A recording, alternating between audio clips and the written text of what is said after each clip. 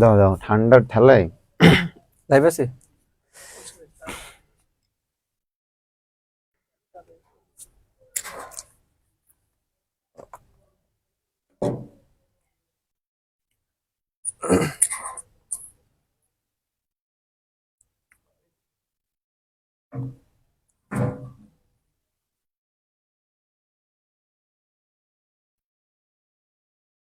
আজকে একদম ফাটাফাটি ক্লাস হবে নাকি পাপ্পু?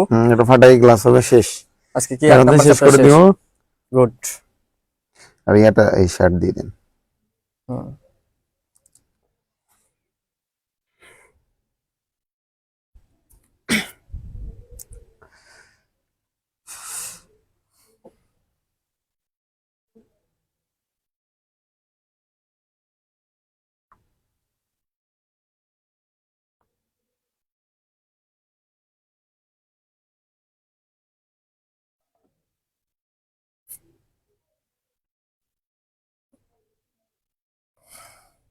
কয়জন জয়েন করছে? সবাই জয়েন করতেছে না?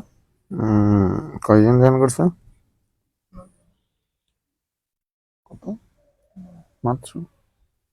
কেমন আছেন ভাইয়া আপনারা? তোমার আছি ভালো। সামিরা সাবা সালাম দিয়েছো। ওয়ালাইকুম সালাম। জয়নব সুলতানা ওয়ালাইকুম সালাম। কেমন আছে আপনারা এই গরমে? আমরাই তো গরম, আর গরম আর কি, কিসের গরম? ওয়াহিদুল আলম আসসালামু আলাইকুম ভাইয়া। ওয়ালাইকুম সালাম। আরশি রহমান আসসালামু আলাইকুম ভাইয়ারা।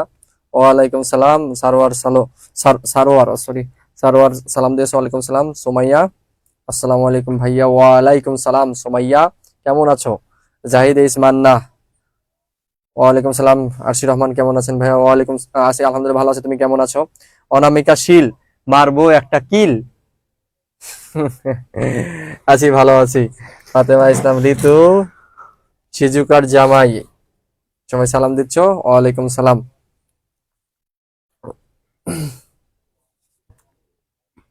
আমরা একটু সময় নিচ্ছি, জাস্ট সবাই আর 1 মিনিটের মধ্যে সবাই জয়েন করলে আমরা ক্লাসটা শুরু করে দেবো ইনশাল্লাহ খুব দ্রুত।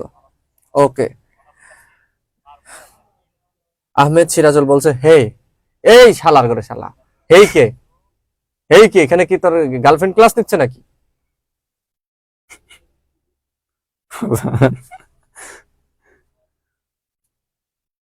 সিলেট অনেক ঠান্ডা, সেকেন্ড লন্ডন বসবাস করি। গুড। এটা কোন ক্লাস? ওটা মারা উচিত না, ওই এখন এসে বলতেছে এটা কোন ক্লাস? এই তুই কি করো সেখানে? তোর কাজ কি এখানে? তুই যা।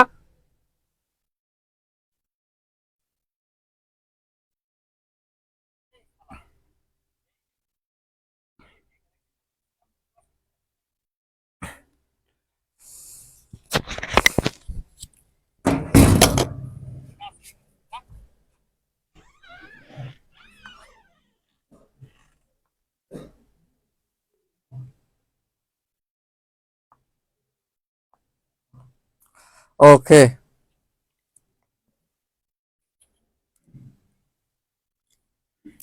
মেহজাবিন মনি আসসালামু আলাইকুম ভাইরা ওয়ালাইকুম সালাম। আসসালামু আলাইকুম ভাইয়া। ওয়ালাইকুম সালাম। ওকে ঠিক আছে, তাহলে আমরা এখনই ক্লাসটা শুরু করে দেবো। তোমারই কই বুঝছো? হ্যাঁ চলো। আজকে আমরা কি কি টপিকস পড়বো? আজকে যে টপিক দেওয়া আছে এই টপিকগুলাই পড়বো। কটা? 3, 6, 7টা টপিক পড়বো। বলছে ভাইয়া এইভাবে বললেন তো কিভাবে বলবো? তুমি দেখতেছো যে আমি আর পাপ্পু আছি, তাহলে আমি আর পাপ্পু থাকলে সেখানে কি ক্লাস হয়? তুমি বলছো এটা কি ক্লাস? আবার কি ক্লাস মানে? তো বিষয়বস্তু দেখো, বিষয়বস্তু আছে আমাদের কি ভার্চুয়াল রিয়েলিটি, এবং এটা খুবই ইন্টারেস্টিং টপিকস। এবং এই অধ্যায়ের তুমি যদি দেখো ভার্চুয়াল রিয়েলিটি, কৃত্রিম বুদ্ধিমত্তা, biometric, bioinformatics, genetic engineering, nano technology, এই টপিকস গুলাই এই অধ্যায়ের ইম্পর্টেন্ট। ঠিক আছে, এই টপিক গুলো এই অধ্যায়ের জন্য সবচেয়ে মোস্ট ইম্পর্টেন্ট। এবং এগুলো তুমি যদি জানো, এই যে যা দেখতেছো এগুলো কিন্তু দৈনন্দিন জীবনে যে বিজ্ঞান, ওই রচনার ক্ষেত্রেও কিন্তু তুমি এইগুলা কিন্তু পয়েন্ট আকারে দিতে পারবা, বুঝছো? এগুলা কিন্তু সবই কিন্তু বিজ্ঞান। মানে এখানে ফার্স্ট চ্যাপ্টার যা আছে সবই সেকেন্ড পেপারের রচনাই। হ্যাঁ, বাংলা সেকেন্ড পেপার রচনা যে দৈনন্দিন জীবনে বিজ্ঞান বিজ্ঞান কি আছে? ভার্চুয়াল রিয়েলিটি, কৃত্রিম বুদ্ধিমত্তা, biometric, bioinformatics, genetic engineering, nano technology, সবই কিন্তু তোমার কি বলতো দৈনন্দিন জীবনে বিজ্ঞান। বাংলা দ্বিতীয় পত্র রচনায় কিন্তু তুমি লিখতে পারবা। মানে আইসিটি পড়লে তোমার বাংলা দ্বিতীয় পত্র রচনাও শেষ, কারণ দৈনন্দিন জীবনে বিজ্ঞান মাস্ট একটা আসবে। বিজ্ঞান নিয়ে যাই আসুক আইসিটি প্রথম অধ্যায় বসায় দিবে। প্রথম অধ্যায় যা আছে হয়ে গেলে আর ভালো ভালো মার্কস হবে, কারণ এখানে তো অনেক ইনফরমেশন সে জানবে নতুন করে। ঠিক আছে, তো আমরা চলে যাচ্ছি ডিরেক্ট ক্লাসে। তো তোমরা যে কি বলে অনেকে পরে জয়েন করো বা অনেকে পরে জয়েন করতে পারে, এগুলো কিন্তু খারাপ জিনিস। তোমরা যে রেগুলার টাইমে ক্লাসে উপস্থিত হবা ইনশাল্লাহ। তো আমাদের দেখো প্রথমে যেটা আছে ভার্চুয়াল রিয়েলিটি কি। ভার্চুয়াল রিয়েলিটি কি? ভার্চুয়াল রিয়েলিটিটা হলো যে কম্পিউটার সিমুলেশনের সাহায্যে তৈরি ত্রিমাত্রিক পরিবেশ যা ব্যবহারের কাছে সত্য বাস্তব বলে মনে হয়। তোমরা যেমন রিসেন্টলি দেখতে পাবা, তোমরা যে ফেসবুকে যেহেতু ক্লাস করতেছো, আগে ফেসবুক কিন্তু শুধু ফেসবুক ছিল, এখন সেটা হয়ে গেছে কি মেটা। দেখবা ফেসবুক কিন্তু মেটা হয়ে গেছে। এটা মেটা কেন হয়েছে বলতো? কারণ আগামী যে যুগ আসতেছে সেই যুগে তুমি দেখবা, তুমি যে ঘরে বসে যে এখন তুমি আমাকে কিন্তু যেটা দেখতেছো এটা হলো 2 ডাইমেনশনাল, ঠিক আছে? মানে তোমার কাছে মনে হচ্ছে তুমি ক্যামেরা দিয়ে ক্লাস করতে বা ফোন দিয়ে ক্লাস করতেছো, ঠিক আছে? কিন্তু সামনে যে প্রযুক্তি আসবে ওই প্রযুক্তিতে তুমি যদি যে 3D তে যেমন কিছু কিছু তোমার সিনেমা কমপ্লেক্স আছে যেখানে তুমি চশমা ব্যবহার করলেই মনে হচ্ছে যে তুমি বাস্তব ঘটনা দেখতেছো চোখের সামনে। ঠিক এরকম প্রযুক্তি আসতেছে যে তুমি ঘরে বসেই ওই যে চশমাটা লাগাবা, তোমার কাছে মনে হবে যে আমি তোমার সামনে দাঁড়ায় আছি। বিষয়টা কি বুঝতে পারছো? তো ফেসবুকও তোমার সেই মেটাভার্সের যুগে চলে গেছে অলরেডি, ঠিক আছে?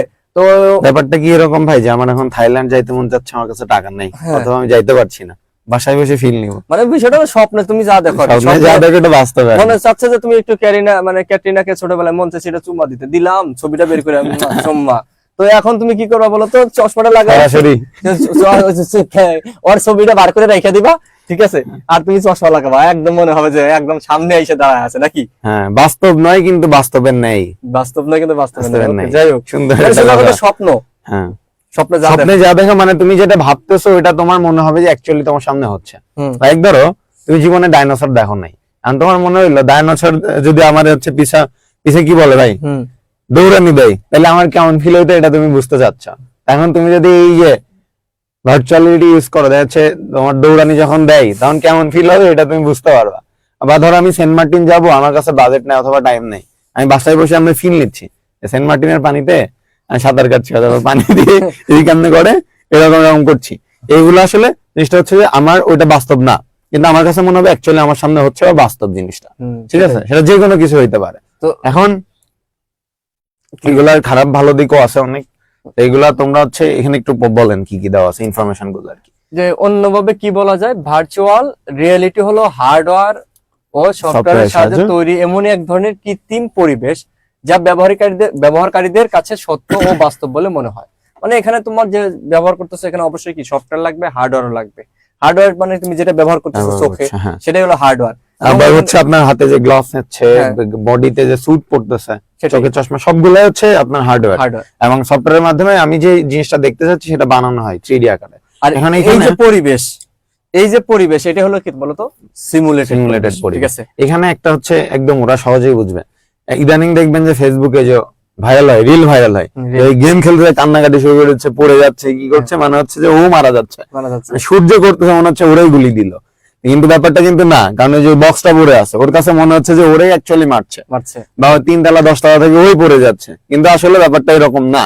আবার অনেকে এটার এখন খুব ভালো ব্যবহার করে, যেমন হচ্ছে আপনার বাংলাদেশের একটা ইয়ে আছে না ভাই, ওই যে কার ড্রাইভিং করা অনেক পপুলার, বাইরের দেশে ফার্স্ট হইলো, উনি কিন্তু ওনার বাসায় উনি যে হচ্ছে কার ড্রাইভিং প্র্যাকটিস করে, উনি কিন্তু রিয়েলে প্র্যাকটিস করে না, এই যে ভার্চুয়াল রিয়েলিটিতে বাসায় বসে উনি ড্রাইভিং প্র্যাকটিস করে, অনেক ডেঞ্জারাস লেভেলের প্র্যাকটিস করে।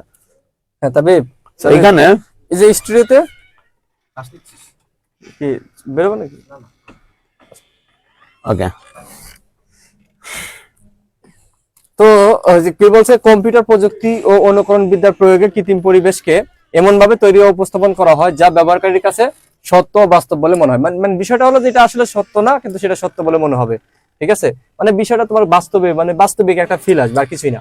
মানে তুমি মনে মনে যেটা কল্পনা করো, কি মনে মনে যেটা কল্পনা করো, এখন সেটা তুমি কি বাস্তবে দেখতে পাবা যে না এটা বাস্তব হচ্ছে। এখানে একটা সুন্দর কথা বলছে অগমেন্টেড রিয়েলিটি নিয়ে, এটা একটু বলুন যে যেটা এখন হচ্ছে আমার বাস্তব জগতের সাথে ভার্চুয়াল জগতের মিশ্রণ ঘটাচ্ছে, মানে একদম যে পুরাপুরি কাল্পনিক ব্যাপারটা এমন না, ঠিক আছে?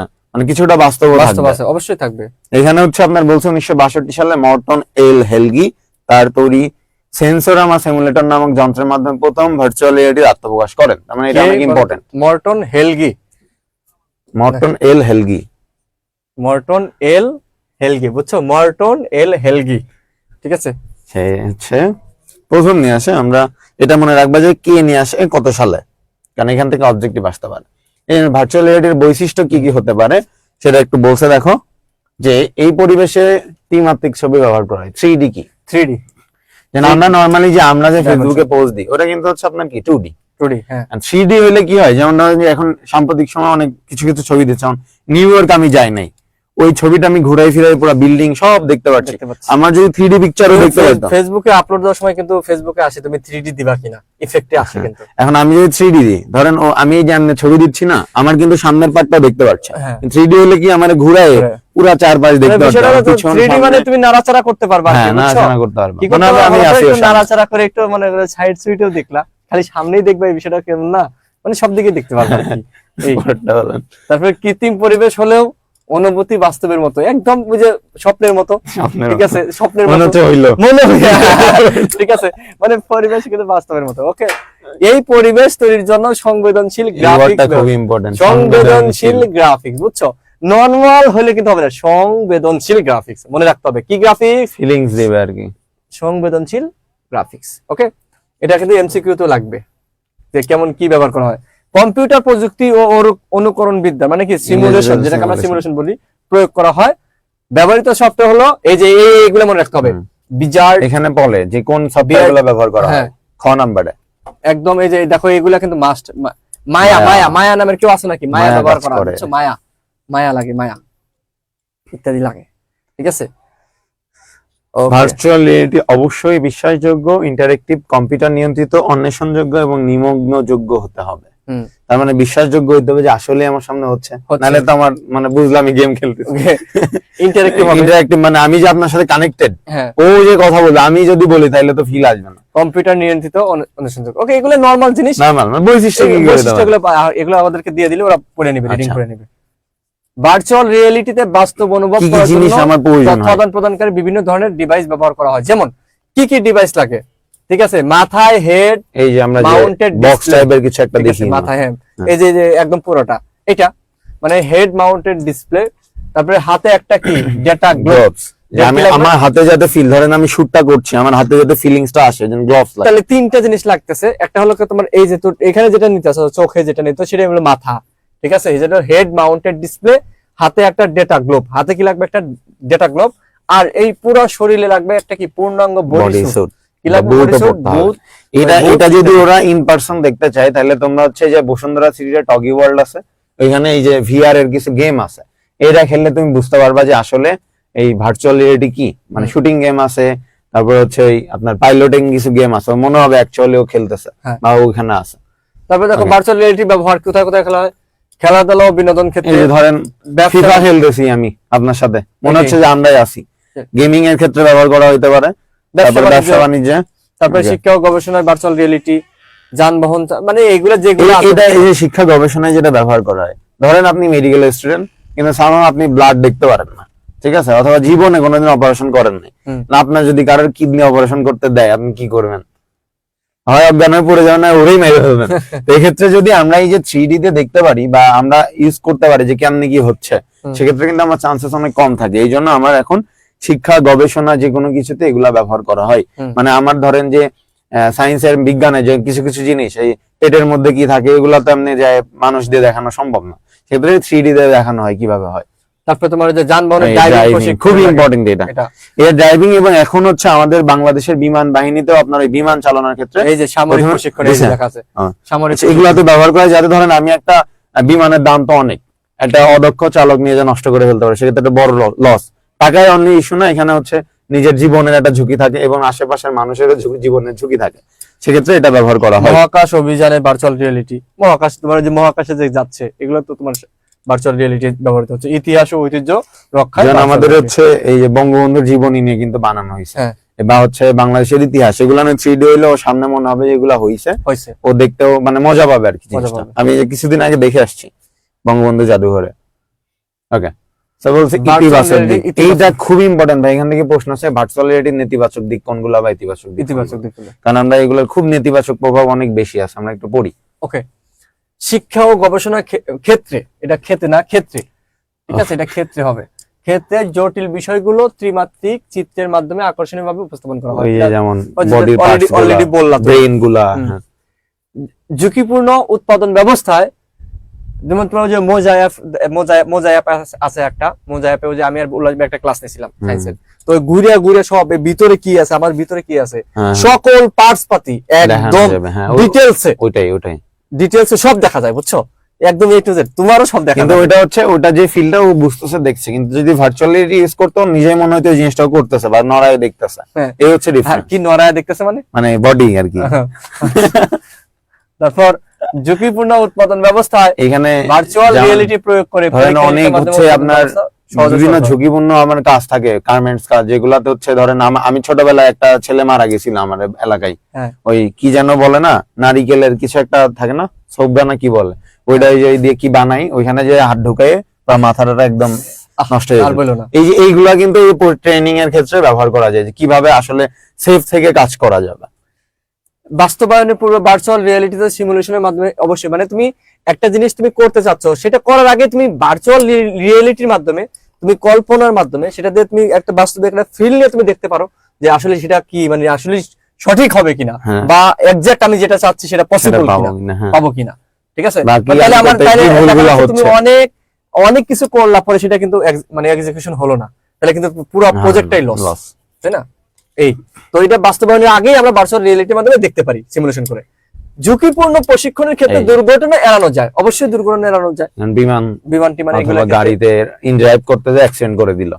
ওকে, নেতিবাচক প্রভাব খুব ইম্পর্টেন্ট, এটা খুব ইম্পর্টেন্ট। নেতিবাচক প্রভাব কি মনে করো, যে এই যে তোমার নেতিবাচক অনেকে দেখা যাচ্ছে তুমি বাস্তবে গাড়ি চালানোর আগে তুমি গেমিং এ গাড়ি চালায়া মনে হচ্ছে অনেক মানে অ্যাক্সিডেন্ট করে ফেলতেছো, এখানে যাচ্ছ এখানে কল্পনার রাজ্যে তুমি বেশি ব্যস্ত, এখানে যে জিনিসটা আস্তে আস্তে বাস্তবিক ফিলের চেয়ে তোমার কল্পনার রাজ্যে বেশি ফিল হবে মনে হবে। তাহলে তোমার দেখা যাচ্ছে যে বাংলাদেশি ছেলেদের ক্ষেত্রে বাংলাদেশি কোনো মেয়েকে ভালোই লাগবে না, কারণ সে তো সব খালি বিদেশি মেয়ে। এটাই বলতে যাচ্ছিলাম, এটা হচ্ছে সব এখানে যেটা এটা বলে নাই, কিন্তু সবথেকে বেশি হাইলাইট করতে চাই ওই জিনিসটা, যে আমরা হচ্ছে আমাদের নেগেটিভিটি মাথায় বেশি চলে আসে, নেগেটিভিটি চলে আসে, ধরেন কাউকে পছন্দ, ওরা যাকে পছন্দ হবে তার সাথে মনে করে ঘুরতে যাবে। হ্যাঁ, আরেকটা জিনিস হচ্ছে যে মানুষের এখানে যেটা সবথেকে বেশি ইম্পর্টেন্ট পয়েন্ট তোমরা দিবা, এই যে মানুষের সাথে কমিউনিকেশনটা অনেক কমাই দিবে অনেক, কারণ হচ্ছে আমার যারে ভালো লাগে তার সাথে আমি হচ্ছে কল্পনার রাজ্যে যেয়ে কমিউনিকেট করতে পারছি। এক্ষেত্রে বন্ধু বান্ধব অনেক কম বানাতে চাইবে, সে বাসার মধ্যে থাকতে যাবে, কারণ বাসার মধ্যে থেকে যা দরকার তার সে বাসাই করতে পারছে, এজন্য বাইরে যাইতে চাবে না। এইটা হচ্ছে সব থেকে বেশি হচ্ছে তোমার নেতিবাচক দিক।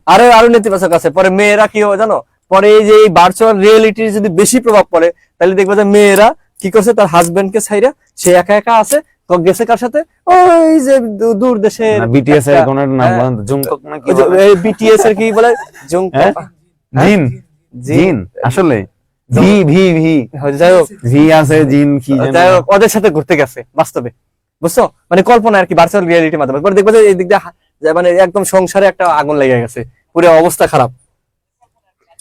তারপর বলছে কি, যেহেতু ভার্চুয়াল রিয়েলিটি একটি কম্পিউটার সিস্টেম, তাই এটি স্বাস্থ্যের জন্য ক্ষতিকর, এটি স্বাস্থ্যের জন্য ক্ষতিকর, আর এটা অবশ্যই কি ব্যয়বহুল, দিয়ে দিলে হয়ে গেল।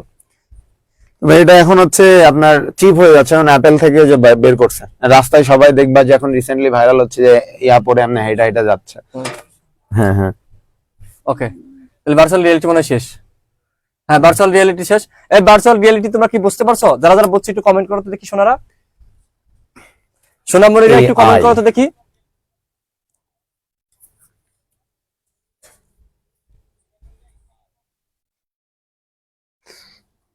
ওই যে বলছে ভাই জংকুক,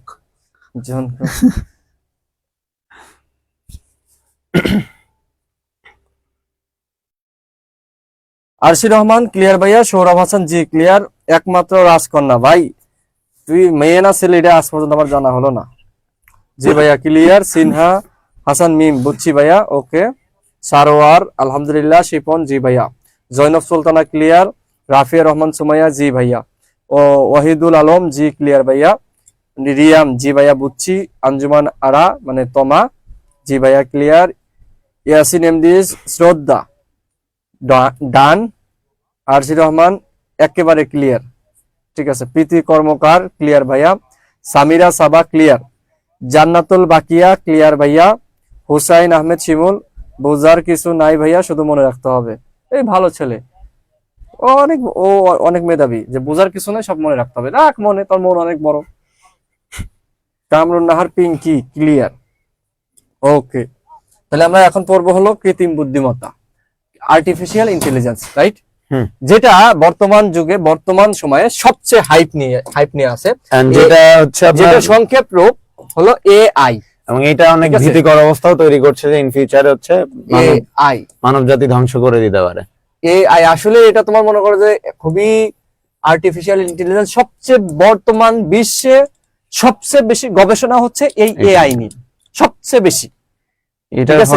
এটার ফলে তোমার দেখা যাচ্ছে যদি এটা আসলেই প্রপারলি যদি এক্সিকিউট হয় ভালো কিছু হবে, অথবা খুবই ডেঞ্জারাস কিছু হবে। আর যদি না হয় বলতে ভালো কিছু হবে বলতে কি আরো আলটিমেটলি কি হবে, একটা অফিসে ধরো 1000 লোক কাজ করতেছে, সেখানে দেখবে যে 5 এটা আবার নেগেটিভ পয়েন্ট, 50 জনই তোমার মনে করো যে কাজ হারায় ফেলবে, কর্মস্থল থেকে কাজ হারায় ফেলবে।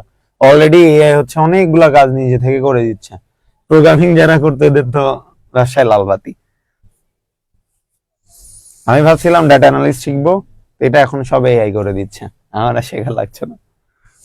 সিনে হাসান মিম বলছে একমাত্র রাজকন্যা মেয়ে ভাইয়া আপনার অফলাইন স্টুডেন্ট ছিল, ওর নাম কি রে মিম? রাজকন্যা মেয়ে। ওকে ওকে ঠিক আছে। তাহলে আর্টিফিশিয়াল ইন্টেলিজেন্স কি? দেখো আর্টিফিশিয়াল অর্থ হলো কৃত্রিম, আর ইন্টেলিজেন্স হলো বুদ্ধিমত্তা। তাহলে আর্টিফিশিয়াল ইন্টেলিজেন্স মানে হলো কি? কৃত্রিম বুদ্ধিমত্তা। মানুষ যেভাবে চিন্তা ভাবনা করে সিদ্ধান্ত নেয়, কৃত্রিম উপায়ে কোন যন্ত্র যদি সেভাবে চিন্তা ভাবনা করে সিদ্ধান্ত নিতে পারে, তখন সেই যন্ত্রের বুদ্ধিমত্তাকে কৃত্রিম বুদ্ধিমত্তা বলা হয়। অলরেডি এটাকে ধরো আমরা যদি কনভারসেশনের ক্ষেত্রে যদি বলি, ধরো একটা মানুষ যেভাবে কনভারসেশন করে বা যেভাবে কনভারসেশন করতে চায়, যেভাবে চায়, এটাকে ধরো অলরেডি যদি তুমি মেসেজের ক্ষেত্রে বলো, তাহলে সেই ক্ষেত্রে ধরো অলরেডি চ্যাট জিপিটি মার্কেটে আছে। আচ্ছা ঠিক আছে, চ্যাট জিপিটি কে তুমি যেটা নিড, তুমি যেভাবে চাও, তুমি জাস্ট ওইভাবে তুমি যদি বলতে পারো, ও তোমাকে সেভাবে কিন্তু মানে প্রোডাক্ট কিন্তু দিয়ে দিবে। মানে এটা ও চ্যাট জিপিটি হলো ও একমাত্র কি করতে পারে বলতো? কনভারসেশন করতে পারে, রাইট? আর এআই এর ক্ষেত্রে হলো বিষয়টা হলো তুমি যেভাবে চিন্তা করতেছো, যেভাবে একটা জিনিস চাচ্ছ, ও ওইভাবে তোমাকে করে দিবে সব A to Z। অর্থাৎ ভিডিও সহ ধরো আমি বা তোমার ভিডিও মেকিং সহ আমাদের কিন্তু একটা প্ল্যান আছে যে আমরা ক্লাস শেষে কি করবো, রাইট? হয়তো খাবো বা ঘুরতে যাবো, আমাদের একটা প্ল্যান আছে, আমরা অলরেডি চিন্তা করতে পারছি। এআই হইলে ও নিজেও চিন্তা করতে পারবে, ঠিক আছে, যে ওর কি করতে হবে একটু পরে। যেমন ধরো রোবট, একটা নর্মাল রোবট কিন্তু আমি কমান্ড না করা পর্যন্ত কিছু করতে পারে। ধরেন ও আমি যদি বলি চা বানাই আনে, পারবে, বানাই অর্ডার দেওয়ার পর রুম পরিষ্কার করো, পারবে। কিন্তু ধরেন যদি এআই থাকতো ওর মধ্যে, তখন কি হইতো? ও জানে যে বিকেল বেলা হইলে আমি চা খাই, ও নিজে থেকে চা বানাই দিবে। রুম নোংরা দেখতেছে, নিজে থেকে পরিষ্কার করবে। এটা হচ্ছে এআই, ও নিজেই বুঝতে পারবে আর কি করতে হবে, ঠিক আছে? আর যেটা এআই ছাড়া পসিবল না। হ্যাঁ, ওকে। অন্যভাবে বলা যায় কৃত্রিম বুদ্ধিমত্তা হলো মানুষের বুদ্ধিমত্তাকে মেশিনে সিমুলেশন করা, যা মানুষের মতো চিন্তা ভাবনা করে সিদ্ধান্ত নিতে পারে। এটা রোবট বোঝাচ্ছে, রোবটের মধ্যে বিষয়টা হলো যে তুমি সোজা কথা বলবা যে মানুষ যেভাবে চিন্তা করে সেভাবে কোন যন্ত্র যদি চিন্তা ভাবনা করতে পারে, তাহলে সেটাকে বলবো কি? এআই। ঠিক আছে, কি বলবো? এআই মানে আর্টিফিশিয়াল ইন্টেলিজেন্স, কৃত্রিম বুদ্ধিমত্তা। হ্যাঁ, আসবে নাকি? চলে আসেন, আচ্ছা একটু 1 মিনিট মোটিভেশন দিয়ে দাও, আসো। ওকে, তো যাই হোক, এটা কি বলছে? এই কৃত্রিম বুদ্ধিমত্তার জনক হলো কি? ব্রিটিশ বিজ্ঞানী ও গণিতবিদ। এটা থেকে প্রচুর গণিতবিদ অ্যালান টুরিং। প্রচুর প্রশ্ন আসে, অনেক প্রশ্ন আছে না? 1950 সালে তার আবিষ্কৃত টুরিং টেস্ট কৃত্রিম বুদ্ধিমত্তা ধারণার ভিত্তি স্থাপন করে। কৃত্রিম বুদ্ধিমত্তার প্রয়োগ ক্ষেত্র ও বা ব্যবহার, এখানে কোন কোন জায়গায় ব্যবহার হতে পারে এগুলো তোমরা জানো, ঠিক আছে? এগুলা ভালোভাবে মনে রাখতে হবে। আসলে এগুলো মানে যে কোন কোন ক্ষেত্রে ব্যবহার করা হয়, এটা আসলে টোটালি মুখস্থের বিষয় আমি মনে করি। এই অধ্যায় টোটালি তোমার মনে রাখার বিষয়টা বাস্তব কথা, ঠিক আছে? তো পাপ্পু একটু ক্লাস দাও, আমি তো অনেক ক্লাস নিতে টায়ার্ড হয়ে গেলাম, আমি আসতেছি পরে, ঠিক আছে? তোমার মনোযোগ দিয়ে ক্লাস করো, তোমাদের সাথে আবার দেখা হবে। ওকে, সেখানে বলছে কৃত্রিম বুদ্ধিমত্তার প্রয়োগ ক্ষেত্র বা ব্যবহার কোথায়। আমরা যদি দেখি যে এখানে বলছে expert system, robotics, neural network, এখানে কয়েকটা। যেমন ইমেজ প্রসেসিংটা তোমরা ভালো বুঝবা। যেমন দেখো এখন আমরা হচ্ছে নর্মালি এখনকার ফোন গুলাতে পিকচার তোলার পরে দেখবো অটো সুন্দর করে প্রসেস করে সুন্দর করে দিচ্ছে, অথবা ব্যাকগ্রাউন্ডে কিছু থাকলে তুমি ক্লিক দিয়ে ওটা হচ্ছে রিমুভ করতে পারছো। এগুলাও কিন্তু এআই এর কাজ, অর্থাৎ তোমার প্রসেসিং এর কাজটাও করে দিচ্ছে। তারপরে এক্সপার্ট, এগুলো হচ্ছে আমরা এই রোবোটিক্স এর সময় আরো ভালো বুঝবো। যেমন রোবট, যেটা বললাম যে রোবট নর্মালি কিছু করতে পারে না আনটিল আমি তাকে কমান্ড দিচ্ছি। কিন্তু যে রোবট, যদি ওই রোবটের মধ্যে আমার এআইটা ইনস্টল করা থাকতো, তাহলে কিন্তু নিজে থেকেই বুঝতো যে আমার কখন কি প্রয়োজন। যে আমার সন্ধ্যার সময় আমি নাস্তা করি, নর্মালি প্রতিদিন এই টাইমে আমি হচ্ছে ধরো রুম গুছাই, অথবা ও নিজের মতো করে বুঝে নিবে যে আমার হচ্ছে যে বস তার কি কি প্রয়োজন, ঠিক আছে? তো এখানে যেটা মনে রাখবা, এখানে একটা প্রশ্ন আসে যে আমার প্রোগ্রামিং এর ভাষায় কোনগুলা ব্যবহার করা হয়। এই যে এলআইএসপি, ক্লিপস, প্রোলগ, এই প্রোলগটা খুবই হচ্ছে পপুলার, ঠিক আছে, C++, যেটা আমরা এই যে সি শিখবো, এটা কিন্তু 5 নাম্বার অধ্যায়ে গেলে আমরা এগুলা শিখবো। ঠিক আছে, তো এগুলা হচ্ছে মনে রাখবা যে কোন ভাষাগুলা হচ্ছে আমরা এগুলাতে ব্যবহার করে থাকি। এমন ঠান্ডা লাগছে। আচ্ছা, রোবোটিক্স, এই যে আমরা যেটা বলছিলাম, একদম যদি তুমি একদম সহজ ভাষায় কোনো হচ্ছে সংজ্ঞা দিতে চাও, রোবোটিক্স নিয়ে কাজ করে আর কি। রোবট কি, যে প্রযুক্তি শাখায় রোবটের বিভিন্ন ডিজাইন যে বলছেন, গঠন, পরিচালনা, প্রয়োগ ক্ষেত্র সম্পর্কে আলোচনা করে। রোবট রিলেটেড যা কিছু করবে সেটা হচ্ছে রোবোটিক্স, একদম যদি নর্মাল ভাষায় বলা যায়। এবং বলছে রোবট কি, তো আমরা যে বলছি রোবট নিয়ে যা কাজ করবে, সেটা প্ল্যান করা, কিভাবে বানাবে, এক্সিকিউট, সবকিছুই রোবোটিক্স এর মধ্যে পড়ে। এবং বলছে রোবটটা তাহলে আসলে কি, বলছে রোবট হচ্ছে কম্পিউটার নিয়ন্ত্রিত এক ধরনের ইলেকট্রোমেকানিক্যাল যন্ত্র, যা সক্রিয়ভাবে কোনো ব্যক্তির নির্দেশে কাজ করতে পারে। এই যে দেখো, একদম একটা দিছে কি নির্দেশে, অর্থাৎ আমি যখন কমান্ড করব তখনইও কাজ করতে পারবে। ঠিক আছে, যে কোনো ব্যক্তির নির্দেশে সক্রিয়ভাবে কোন রোবট গুলো কাজ করবে, যে রোবটের আন্ডারে এআই ইনস্টল করা থাকবে। অর্থাৎ এআই থাকলেও সক্রিয়ভাবে নিজে থেকেই কাজ করতে পারবে, আর যদি এআই না থাকে তাহলে আমাকে কমান্ড করতে হবে। দেখো, এটি তৈরি হয়েছে কৃত্রিম বুদ্ধিমত্তার নীতিতে। ওই যে এআই, দেখো এআই এর কথা এখানেও বলছে, যা কম্পিউটার প্রোগ্রাম দ্বারা নিয়ন্ত্রিত হয়। রোবট মানুষ কিংবা বিভিন্ন বুদ্ধিমান প্রাণীর মতো কাজ করতে পারে। এটি মানুষ ও মেশিন উভয় কর্তৃক পরিচালিত কিংবা দূর নিয়ন্ত্রিত হতে পারে। রোবটের আকৃতি বিভিন্ন ধরনের হতে পারে। যে রোবট দেখতে মানুষের মতো তাকে বলা হয় হিউম্যানয়েড। এটা খুবই ইম্পর্টেন্ট যে রোবটের কোনগুলাকে বা হিউম্যানয়েড কাকে বলা হয় মনে রাখবা। যে রোবট দেখতে মানুষের মতো হয় সেগুলাকে হিউম্যানয়েড বলা হয়। সো এখানে রোবট, আই হোপ তোমরা ক্লিয়ার হইছো যে কোনটা হচ্ছে রোবট কি কাকে বলে। এখন দেখো রোবটের উপাদান প্রসেসর। এখানে খুবই ইম্পর্টেন্ট কিছু জিনিস আছে, যেমন অ্যাকচুয়েটর। এইটা থেকে শিওর থাকো যে এখান থেকে তোমার প্রশ্ন আসবে যে অ্যাকচুয়েটর কি, এটা থেকে প্রশ্ন আসবে, অবজেক্টিভ হোক অথবা তোমার খতে যেটা দিয়ে হোক আসবে।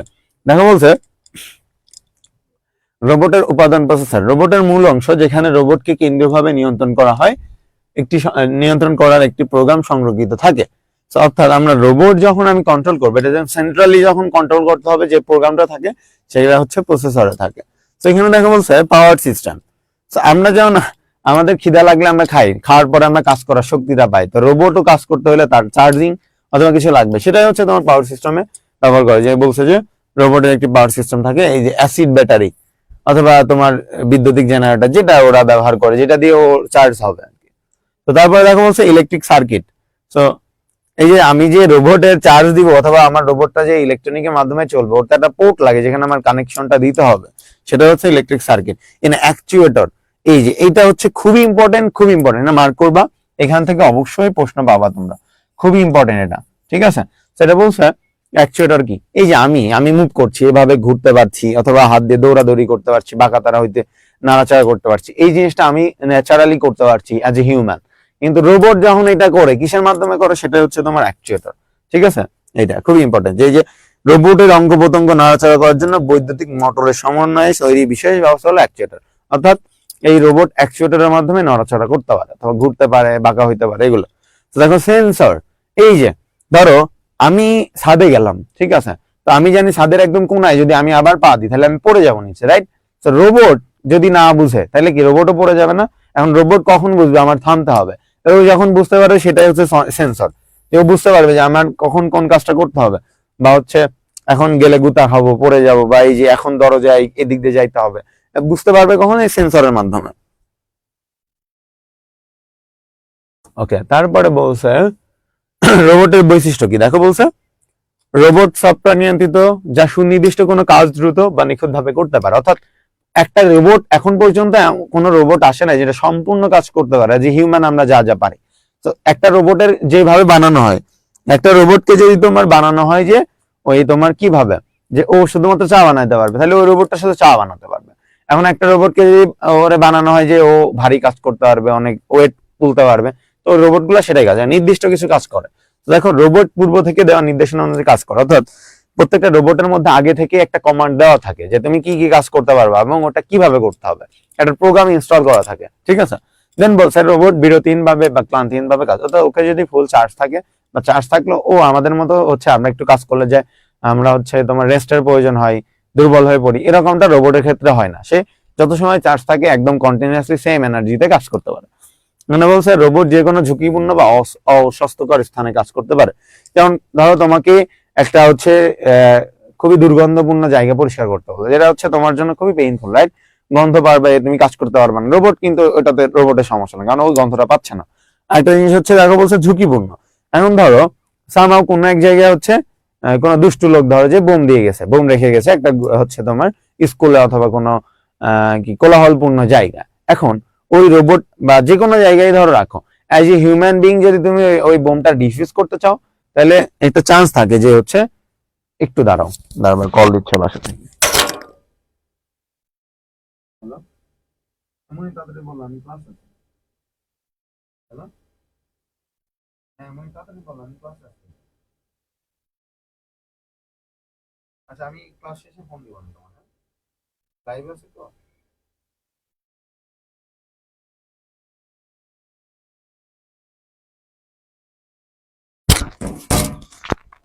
কোনটাই ছিলাম? আচ্ছা, ওই যে যে বোম ডিফিউজ করছে, একটা মানুষ যখন তোমার ওই বোম ডিফিউজের ওখানে যাবে, তখন কিন্তু একটা চান্সেস থাকে যে ওই বোমটা ডিফিউজ করতে যেয়ে বোমটা ব্লাস্ট হয়ে সে মারা যেতে পারে। আর আমরা জানি মানুষের, একটা মানুষ যদি মারা যায় সেটাকে আর ফেরানো সম্ভব না। অর্থাৎ এই ক্ষতি অপূরণীয় ক্ষতি, এটা পূরণ করা কোনোভাবেই সম্ভব না। সেক্ষেত্রে আমরা যদি কোনো রোবট পাঠাতে পারতাম যে ওটা ডিফিউজ করতে পারো, সামহাও ওটা ডিফিউজ করতে যায় ওই মারা গেল, রোবট মারা গেলে কিন্তু আমরা বানাইতে পারছি। সেক্ষেত্রে ঝুঁকিপূর্ণ কাজে রোবটের ব্যবহার আমরা করতে পারি, এটা খুবই ইম্পর্টেন্ট। এই ঝুঁকিপূর্ণ কাজটা রোবট করে। সেখানে দেখো দূর থেকে লেজার রশ্মি বা রেডিও সিগন্যালের সাহায্যে রোবট নিয়ন্ত্রণ করা যায়। আমি অনেক দূর থেকে ধরো ওরে পাঠাই দিয়েছি ওই ঝুঁকিপূর্ণ কাজটা করতে, আমি দূর থেকে আমার সেফ সেফ প্লেস একটা দূরত্ব থেকে আমি হচ্ছে ওকে কন্ট্রোল করতে পারবো।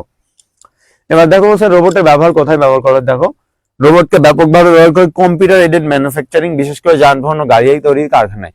তো ধরো যে আমার গাড়িগুলো কিন্তু অনেক ওজনের হয়, এগুলো মানুষের দ্বারা ওয়েট হচ্ছে তোমার এতগুলা ওয়েট তোলা অনেক কষ্টকর, সেক্ষেত্রে রোবটে ব্যবহার করা হয়। বা দিন রাত 24 ঘন্টা কাজ করা হয়, ক্লান্তি ভাবে কাজ করার জন্য।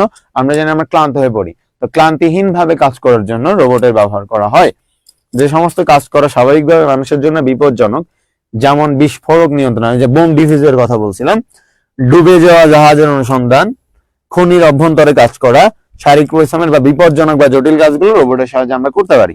দেখো সামরিক ক্ষেত্রেও রোবটের ব্যবহার করা হচ্ছে, বোমা অনুসন্ধান বা ভূমি মাইন শনাক্ত করা। অর্থাৎ তোমরা মাইন সম্পর্কে হয়তো কম বেশি সবার ধারণা আছে, যে এই যে তোমার মাটিতে রাখা হয়, ওখানে যদি ভুলবশত কেউ পা দিয়ে ফেলে তাহলে ওটা ব্লাস্ট হয়ে যায়, ঠিক আছে?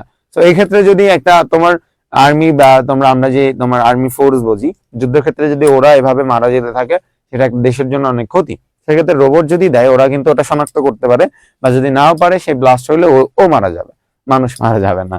তো এখানে দেখো সামরিক ক্ষেত্রে, এটা তো বললাম, কারখানা নিয়ন্ত্রিত এই যে বিভিন্ন জনক বিপজ্জনক ও পরিশ্রমযোগ্য কাজ, যেমন ওয়েল্ডিং, ঢালাই তো জানোই কত পরিশ্রম। এই যে তোমার কি এলাকাতে দেখবা যে নর্মাল ঢালাই দেয় না, অনেক তোমার কি বলে যে এমনি ধরে ধরে দেয়, খুব বেশি হচ্ছে লেজার রশ্মি বেরোয়, যেটা চোখের জন্য ক্ষতিকর।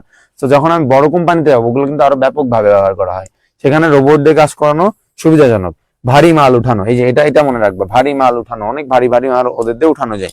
তাই বলছে চিকিৎসা ক্ষেত্রে জটিল অপারেশন নানা ধরনের রোবট সার্জনের সাহায্যে কাজ করে থাকে, এটা খুবই ইম্পর্টেন্ট। এখন দেখবা অনেক বড় বড় চিকিৎসা রোবটের দিয়ে করা হয়, ঠিক আছে? এটা আমার একটা গল্প বলবো। আমার ফুপুর একটাই ছেলে ছিল, সে হচ্ছে ভুলবশত মানে ওই তোমার ওই যে মশারি টানানোর জন্য এক ধরনের আলপি ব্যবহার করে না, আলপিন, ওই আলপিনটা হচ্ছে ভুলবশত সে খেয়ে ফেলেছিল। তো এই খেয়ে ফেললে এই জিনিসটা আমাদের কুষ্টিয়াতে ওই হসপিটালে ওকে 1.5-2 ঘন্টা ধরে অপারেশন করা হয়, কিন্তু ওরা সামহাও ওটা পারে নাই, আরো ভিতরে ঢুকাই ফেলে, ঠিক আছে? যার ফলে হচ্ছে ওখান থেকে আবার ঢাকাতে নিয়ে আসা হয়। তো ঢাকাতে পিজি হসপিটাল, যেটা এখন হচ্ছে বঙ্গবন্ধু শেখ মুজিব মেডিকেল ইউনিভার্সিটি, ওখানে হচ্ছে রোবটের সাহায্যে তাকে হচ্ছে কয়েক মিনিটের মধ্যেই বের করতে পারে, ঠিক আছে? তো রোবটটা কিন্তু একদম নিখুঁত ভাবে ওই সুন্দর করে বের করছে, কিন্তু সামহাও বাচ্চাটা বাঁচে নাই, কারণ ওই আলপিনটা ভিতরে যেয়ে ওখানে ফুটো করে ফেলছিল, যার ফলে ওখান থেকে ক্যান্সার হয়ে পরবর্তীতে মারা যায়। কিন্তু এই জিনিসটা যদি আমরা প্রথমেই রোবট দিয়ে করতে পারতাম, তাহলে হয়তো বাচ্চাটা বাঁচতে পারতো, ঠিক আছে? বেশি দিন অবশ্য বাঁচে নাই, 4-5 বছর বয়সেই মারা গেছে। এখন দেখো মহাকাশ গবেষণার ক্ষেত্রে রোবটের গুরুত্বপূর্ণ অবদান রয়েছে। যেমন ধরো যে আমরা হচ্ছে নতুন কোনো গ্রহ আবিষ্কার করলাম, তো ওই গ্রহতে আমরা জানি না ওখানে পানি আছে কিনা, গ্যাস আছে কিনা, বা অক্সিজেন আছে কিনা, কেউ সার্ভাইভ করতে পারবে কিনা, এখানে মানুষ পাঠানো তো ওটা হচ্ছে রিস্কি হয়ে যায়। সেক্ষেত্রে প্রথমে রোবট পাঠানো হয়, রোবট পাঠানোর মাধ্যমে ওই গ্রহটা সম্পর্কে একটা আইডিয়া নেওয়া হয়, আসলে পানি আছে কিনা, ওখানে গ্যাস আছে কিনা, সেটা হচ্ছে ছবি টবি দিয়ে ব্যাখ্যা করে তারপরে পরবর্তীতে মানুষ পাঠায়। ঠিক আছে, ওকে। তো পরে দেখো, আচ্ছা এই পর্যন্ত রোবট পর্যন্ত তোমরা ক্লিয়ার হয়েছো কিনা একটু জানাও আমাকে।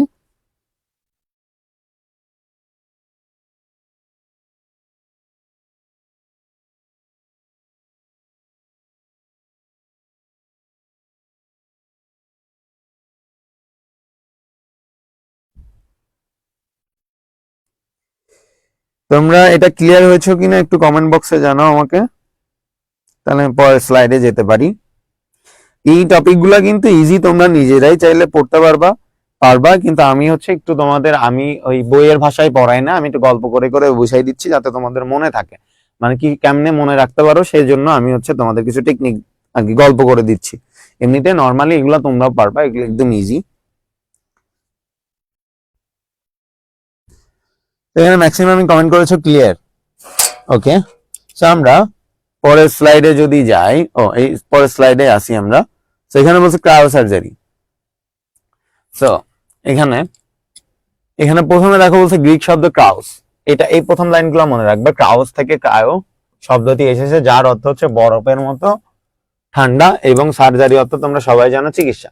তো ঠান্ডা, এক কথায় বলতে গেলে ঠান্ডার মাধ্যমে চিকিৎসা, এরকম কিছু বুঝাচ্ছে। তো ধরো এই ক্রায়ো সার্জারি, আরেকটা গল্প বলি। আমার একটা কাকু আছে, মানে আপন কাকু না, বাসার পাশে, ওনার হচ্ছে গরুর ফার্ম আছে, ঠিক আছে। তো এই গরুর ফার্মে তোমাকে নিয়মিত কিন্তু গরুকে খাইতে দিতে হয় না, কি বলে, খড় বলে না এগুলারে, খড় বলে, ওকে। তো এই খড় কেটে দিতে হয়। এই খড় কেটে যে সামহাও তিনি পা কেটে ফেলছে, ঠিক আছে। পা কেটে ফেললে, এখন ধরো তোমার পা কেটে গেছে বা আমার পা কেটে গেছে, আমি নর্মালি কি করবো বলো তো, বাঁধবো কিছু দিয়ে, অথবা কোনো মলম টলম বা কিছু দিয়ে এই রক্ত পড়াটা বন্ধ করবো। উনি কি করছে জানো, উনি রক্ত দেখে নিজে অজ্ঞান হয়ে পড়ে গেছে। এরকম কিছু মানুষ থাকে যেগুলো হচ্ছে রক্তই দেখতে পারে না বা কোনো ট্রিটমেন্টই দেখতে পারে না, তার জন্য বড় কোনো ট্রিটমেন্ট করা কষ্টকর, মানে পেইনফুল, সেটা করতে পারবে না। তো এইরকম মানুষের জন্য এক ধরনের চিকিৎসা পদ্ধতি আছে, সেটা হচ্ছে তোমার ক্রায়ো সার্জারি। তো এখানে আমি তোমাকে একবারে এত ডিটেল, এখানে তোমরা নিজের মতো পড়ো, আমি সুন্দর করে বুঝাই দিচ্ছি। এখানে মনে রাখবা যে আমার এখানে কিছু গ্যাস আছে, ঠিক আছে। এখানে গ্যাসের নাম এই যে নাইট্রোজেন, আর্গন, অক্সিজেন, আরো ব্যবহার করা হয়, নিয়ন, এই টাইপের কিছু গ্যাস ব্যবহার করা হয়। ধরো আমরা অনেক সময় একটা ভিডিও দেখে থাকি, তোমার কানাডার ভিডিও বা শীত প্রধান দেশের ভিডিও দেখবা, ওরা হচ্ছে একটা গরম পানি নিয়ে যায়, এমনি ছুঁড়ে মারে, নিচে পড়তে পড়তে বরফ হয়ে যায়। অথবা ফ্রিজ থেকে একটা নর্মাল পানি বের করছে, ওই পানি বের করে এমনি ধরে রাখে, দেখবা বোতলটা বরফ হয়ে গেল। কারণ কি, ওদের খুবই শীত, ঠান্ডা একটা দেশ। তো ওদের ওখানেও কিন্তু তোমার সর্বোচ্চ তাপমাত্রা কত থাকে, সর্বোচ্চ তাপমাত্রা থাকে ধরো মাইনাস 14, 15, 20 ডিগ্রি এরকম, মাইনাস, ঠিক আছে, -10, 12 ডিগ্রি এরকম থাকে। তো নর্মালি -10, 15 ডিগ্রিতেই তাদের কি অবস্থা, তাহলে একটু ভাবো সেখানে। আচ্ছা, এখানে যে -10, 15 ডিগ্রিতেই দেখো নর্মাল গরম কিছু এমনি ছুড়ে দিলেও হচ্ছে কি হচ্ছে, আমার ওইটা ওই ঠান্ডা হয়ে যায়, বরফ হয়ে যাচ্ছে। সো এইটাও সেম কাজ করে। এটাতে কি করে, এখানে কিছু গ্যাসের কথা বলছে, এখানে ক্রায়োপ্রোব নামে একটা কথা থাকবে, এখানে দেওয়া আছে কিনা আমি জানি না। তো ক্রায়োপ্রোব কোনটা, যেই এক ধরনের সুচ থাকে, ওই সুচ, যে সুচের মাধ্যমে এই যে আমার এই ধরনের গ্যাস, ধরো আমার এটা একটা হাতের একটা অংশ, বা ধরো কোনো শরীরের একটা পার্ট, এই অংশে তোমার একটা ধরো তিল আছে, ঠিক আছে, যে তিলটা তুমি রিমুভ করতে চাচ্ছ, এখন তুমি অপারেশন করতে চাও না, সেক্ষেত্রে তুমি কি করবা, ক্রায়োপ্রোব কি, ক্রায়োপ্রোব কাকে বলা হয়, যে একটা সুচ, ওই যে সুচ দিয়ে তুমি হচ্ছে নর্মালি ওই গ্যাসটা ওখানে পুশ করবা, যে তোমার কি বলে, যে অংশটুকু তোমার রোগাক্রান্ত, সেখানে ওই গ্যাসটা পুশ করবা, ধরো এইটা। তো এই পুশ করার আগে প্রথমে একটা কাজ করে, সেটা হচ্ছে খুব সুন্দরভাবে ওই অংশটুকু মার্ক করতে হয় যে কোন অংশটুকু তার অ্যাকচুয়ালি রোগাক্রান্ত। সামহাও যদি রোগাক্রান্ত কোষ বাদে তুমি বাকি অংশে তুমি হচ্ছে দিয়ে ফেলো, তাহলে এটা হচ্ছে স্বাভাবিক কোষেও যদি তুমি এই অপারেশনটা করো, তাহলে কিন্তু অনেক পেইনফুল হবে, ব্যথা হবে, ওখান থেকে আরো সমস্যা হতে পারে। সেক্ষেত্রে খুবই কেয়ারফুলি কোন অংশটুকু হচ্ছে তোমার রোগাক্রান্ত সেটা প্রথমে মার্ক করা হয়, দেন ওই সুচ বা ক্রায়োপ্রোব দিয়ে যে কোনো, এখানে যে গ্যাসটা ওই ডক্টর ব্যবহার করবে সেটা এখানে পুশ করা হয়। পুশ করার পরে একদম কয়েক সেকেন্ডের মধ্যে তোমাকে একদম মাইনাস, মানে কয়েক ডিগ্রি, মানে 41 থেকে -196 ডিগ্রি পর্যন্ত নেওয়া হয় নাকি এরকম কিছুই, বা 146 এরকম। তো খেয়াল করো যে তোমার -10-15 ডিগ্রিতেই কানাডাতে বা 20 ডিগ্রিতেই দেখবা পানি, তোমার গরম পানি বরফ হয়ে যাচ্ছে ধরতে ধরতে। তাহলে ভাবো যে তোমার যে অংশে ওই রোগটা আছে বা আছিল বা কোন একটা রোগ আছে, সেটাকে যদি আমি এই এত ডিগ্রি 196 ডিগ্রিতে নিয়ে যাই, তাহলে ওই অংশের কি অবস্থা হবে? স্বভাবতই ওটা অনেক ভালো করে জমে যাবে, মানে জমাট বরফের মতো একদম জমে যাবে। তো এই যে যখন জমে যায়, জমে যাওয়ার পরে আবার এক ধরনের আবার একটা গ্যাস পুশ করে, ওই গ্যাস পুশ করে কি করে এই অংশটাকে আবার মানে হুট করে যে ঠান্ডা ছিল ওখানে আবার হচ্ছে গরম বানায় ফেলে, মানে প্লাস তোমার এই যে মাইনাস থেকে তখন আবার প্লাস, ধরো প্লাস আমি 30-তে নিয়ে চলে আসলাম, ধরো সাপোজ আমি +30-তে নিয়ে আসলাম, কত ডিগ্রি এটা তোমরা যার যার বইতে পড়লেই পারবা। তো ধরো এই -ডিগ্রি থেকে আমি একটা +ডিগ্রিতে নিয়ে চলে আসবো, তার মানে কি হবে, সাধারণত কোনো বরফ যদি আগুনে বা হচ্ছে গরম করা হয় তাহলে কি গলে যাবে না? তো আমার যে অংশটা আমি এইভাবে হচ্ছে তোমার বরফ করে ফেলেছিলাম, যখন আমি যে প্লাসে নিয়ে চলে আসবো তখন এই অংশটা গলে নষ্ট হয়ে বেড়ে যাবে। তো তার ফলে কি হইলো, যে অংশটা আমার রোগাক্রান্ত সেই অংশটা কি হইলো, ওই সুন্দর করে মার্ক করার ফলে ওই অংশটা জমাট বাঁধা অবস্থায় ওটা গলে পড়ে গেল, যেটা রোগাক্রান্ত টিস্যু ছিল সেটা নষ্ট হয়ে গেল। এখন আমরা স্বভাবতই জানি যে আমার শরীরের কোনো অংশে যদি ওই ধরো যে অংশটুকু ফুটো গর্ত হয়ে গেল বা ছিঁড়ে গেল, সেখান থেকে কিন্তু আবার স্বাভাবিকভাবে নতুন কোষ জন্মাবে। তো এই রোগাক্রান্ত টিস্যুটা যখন নষ্ট হয়ে যায় তখন সেখান থেকে আবার নতুন ন্যাচারালি টিস্যু হচ্ছে তোমার হয়ে যায়। কিন্তু ভুলবশত আমরা যদি কোনোভাবেই হচ্ছে তোমার ওই যে রোগাক্রান্ত রোগের বাইরে মানে টিস্যুর বাইরে অন্য টিস্যুতে এগুলা ইউজ করা যাবে না, সেক্ষেত্রে অনেক সমস্যা হতে পারে। ঠিক আছে, ওখান থেকে আরো পরবর্তীতে অনেকগুলা সমস্যা হতে পারে, সেক্ষেত্রে এটা সাবধানতা অবশ্যই খুবই কেয়ারফুলি ওই জায়গাটা মার্ক করতে হয়। সেখানে দেখো কোন কোন কাজে ব্যবহার করে, দেখো বাহ্যিক ক্যান্সার কোষ, তিল বা দাগ থাকতে পারে তোমার মুখে বা যে কোনো জায়গায়, তো কটন বাড বা তুলার মাধ্যমে তরল নাইট্রোজেন অথবা আর্গন প্রয়োজনীয় স্থানে প্রয়োগ করতে হয়, ফলে ফুসকুড়ি তৈরি হয় এবং স্বাভাবিক প্রক্রিয়ায় ত্বক থেকে অপরিশোধিত হয়। এবং এই যে একই সাথে নতুন টিস্যু হয়, যখন কাজ শেষ তখন নতুন টিস্যু হয়। তো খেয়াল রাখবে এখানে যে কোনগুলাতে ব্যবহার করা হয়, ক্যান্সার কোষ, তিল থাকলে অথবা কোনো দাগের জন্য আমরা এগুলো ব্যবহার করতে পারি। সেখানে অনেকেই মেবি কমেন্ট করছে 196, আমি জানি ওটা 196, কিন্তু বোর্ড বই আবার কিছু কিছু বইতে আবার আলাদা দেওয়া আছে, এই জন্য আমি এক্সাক্টটা বলছি না, যার যে বই সেটা দেখে নিও। এখানে বলছে যে সার্জারি ব্যবহার, এই যে আবার বলছে দেখো মানব শরীরের ত্বকের, তবে এটা মনে রাখবা যে আমার এই যে স্কিন নিয়ে কোনো সমস্যা হলে এগুলো ব্যবহার করা, যেমন দেখো ত্বকের ছোট টিউমার হলে, তিল হলে, আঁচিল হলে, ফুসকুড়ি, ক্ষতিকর কোনো ক্ষত হলে, মেস্তা মেয়েরা ভালো বুঝবে, এটা ত্বকের কোনো ক্যান্সার হলে সার্জারি ব্যবহার করা হয়। তারপরেও আবার কিছু অভ্যন্তরীণ রোগেও ব্যবহার করে, যেমন ক্যান্সার, যকৃত ক্যান্সার, প্রোস্টেট ক্যান্সার, ফুসফুস ক্যান্সার, মুখের ক্যান্সার, এগুলাতেও হচ্ছে তোমার নর্মালি ব্যবহার করা হয়। ঠিক আছে, এইগুলা হচ্ছে তোমরা একটু পড়ে নিবা। তো আমরা যদি পরের অংশে যাই, সেটা হচ্ছে আরো সিনেমা লিখেছে মেস্তাকে, আমি এই বিষয়ে খুব বেশি জানি না, তবে এতটুকু জানি যে মুখে কেমন কেমন টাইপের দাগ হয়, খুব বাজে লাগে দেখতে। তো দেখো সার্জারির সুবিধা কি, অন্যান্য চিকিৎসা পদ্ধতির তুলনায় ক্যান্সার বা নিউরো সার্জারি চিকিৎসায় সার্জারি অনেক সাশ্রয়, অর্থাৎ এটা কম ব্যয়বহুল অন্য চিকিৎসা থেকে। সার্জারি সম্পন্ন করতে সময় কম লাগে, একদমই কম সময়ে করা যায়। সার্জারির সুবিধাটা বারবার করা সম্ভব, অর্থাৎ তুমি চাইলে অনেকবার করতে পারো, সমস্যা নাই। কোনো কাটা ছেঁড়ার কোনো জটিলতা নাই, অর্থাৎ তোমার কোনো জায়গায় কাটবে না, ছিড়বে না, রক্তর কোনো সম্ভাবনা নাই, ব্লাডও বেরোবে না তোমার।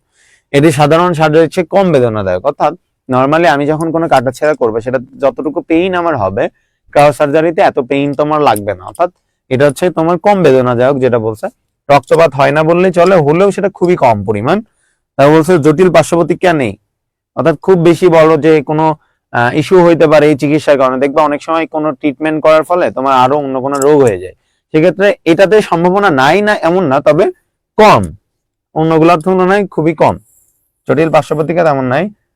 তো দেখো রোগীকে কোনো পূর্ব প্রস্তুতি নিতে হয় না, অর্থাৎ আমরা যখন নর্মালি অপারেশন করে তখন কিন্তু রোগীকে আগে থেকে কয়েকদিন ধরে কোনো প্রিপারেশন নিতে হয় যে এটা খাওয়া যাবে না, এইভাবে থাকতে হবে, কিন্তু এর জন্য এই ধরনের অপারেশনের জন্য তোমার আগে থেকে কোনো প্রিপারেশনের দরকার হয় না। সার্জারি শেষে রোগীকে হাসপাতালে থাকতে হবে, সার্জারি শেষ তুমি বাড়ি চলে আসতে পারবা। অন্যান্য অপারেশনের মাধ্যমে যখন করা হয়, অপারেশন করার ফলে যে তোমার হসপিটালে থাকার কোনো প্রয়োজন নাই এটাতে। অসুবিধাগুলো একটু মার্ক করবো, অসুবিধাও কিন্তু আছে এখানে, এটা থেকে প্রশ্ন আসে বেশি। সার্জারির অসুবিধা দেখো, এই পদ্ধতির রোগাক্রান্ত কোষ বা টিস্যুর সঠিক অবস্থান নির্ণয়, যেটা বলছিলাম, যদি তুমি সঠিক অবস্থান নির্ণয় করতে ব্যর্থ হও এবং সার্জারি ব্যবস্থায় সুস্থ কোষের ক্ষতি হতে পারে। অর্থাৎ তুমি যদি তোমার সঠিকভাবে কোন জায়গাটা সমস্যা সেটা হচ্ছে ক্লারিফাই করতে না পারো, সেক্ষেত্রে তোমার ওই যে সুস্থ স্বাভাবিক কোষ সেটাও নষ্ট হতে পারে। এর কিছু পার্শ্ব প্রতিক্রিয়া রয়েছে, তবে আসার কথা পার্শ্ব প্রতিক্রিয়া ক্ষণস্থায়ী। যে বলছে এটার ফলেও তোমার কিছু অসুবিধা হতে পারে, কিন্তু সেটা হচ্ছে লং টাইমের জন্য না, আবার ঠিক হয়ে যায়। দেখো, ত্বকের ক্যান্সারের চিকিৎসায় সার্জারির ফলে ত্বক ফুলে যায়, স্নায়ু ক্ষতিগ্রস্ত হয়, সংবেদনশীলতা হ্রাস পায়। তোমার যেখানে কাজ করা হবে সেই অংশটুকু হয়তো ফুলে যেতে পারে। সংবেদনশীলতা তো বুঝো, যে তোমার যে ব্যথা লাগলে টের পাচ্ছ না, অথবা তোমাকে কেউ হচ্ছে বাড়ি খাইলা কিছুর সাথে বুঝতে পারছো না, এরকম মানে তোমার সেন্সিটিভিটিটা কমে যায়। দেখো বলছে লিভার ও ফুসফুসের স্বাভাবিক গঠন নষ্ট হতে পারে, সেগুলো তোমরা একটু পড়ে নিবা।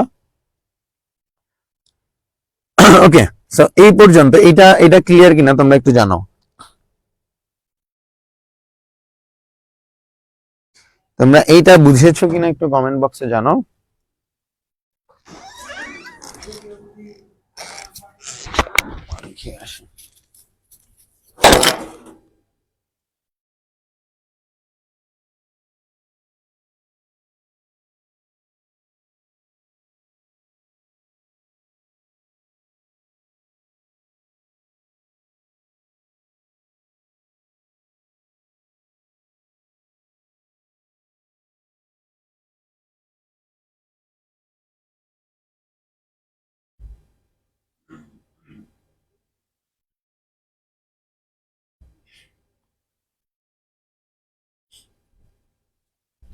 এমন একটা সিজন আসতে, মনে করো যে ঠান্ডা জ্বর আসতে যাইতেই চায়, ঠান্ডা লাগছে কি আজকে।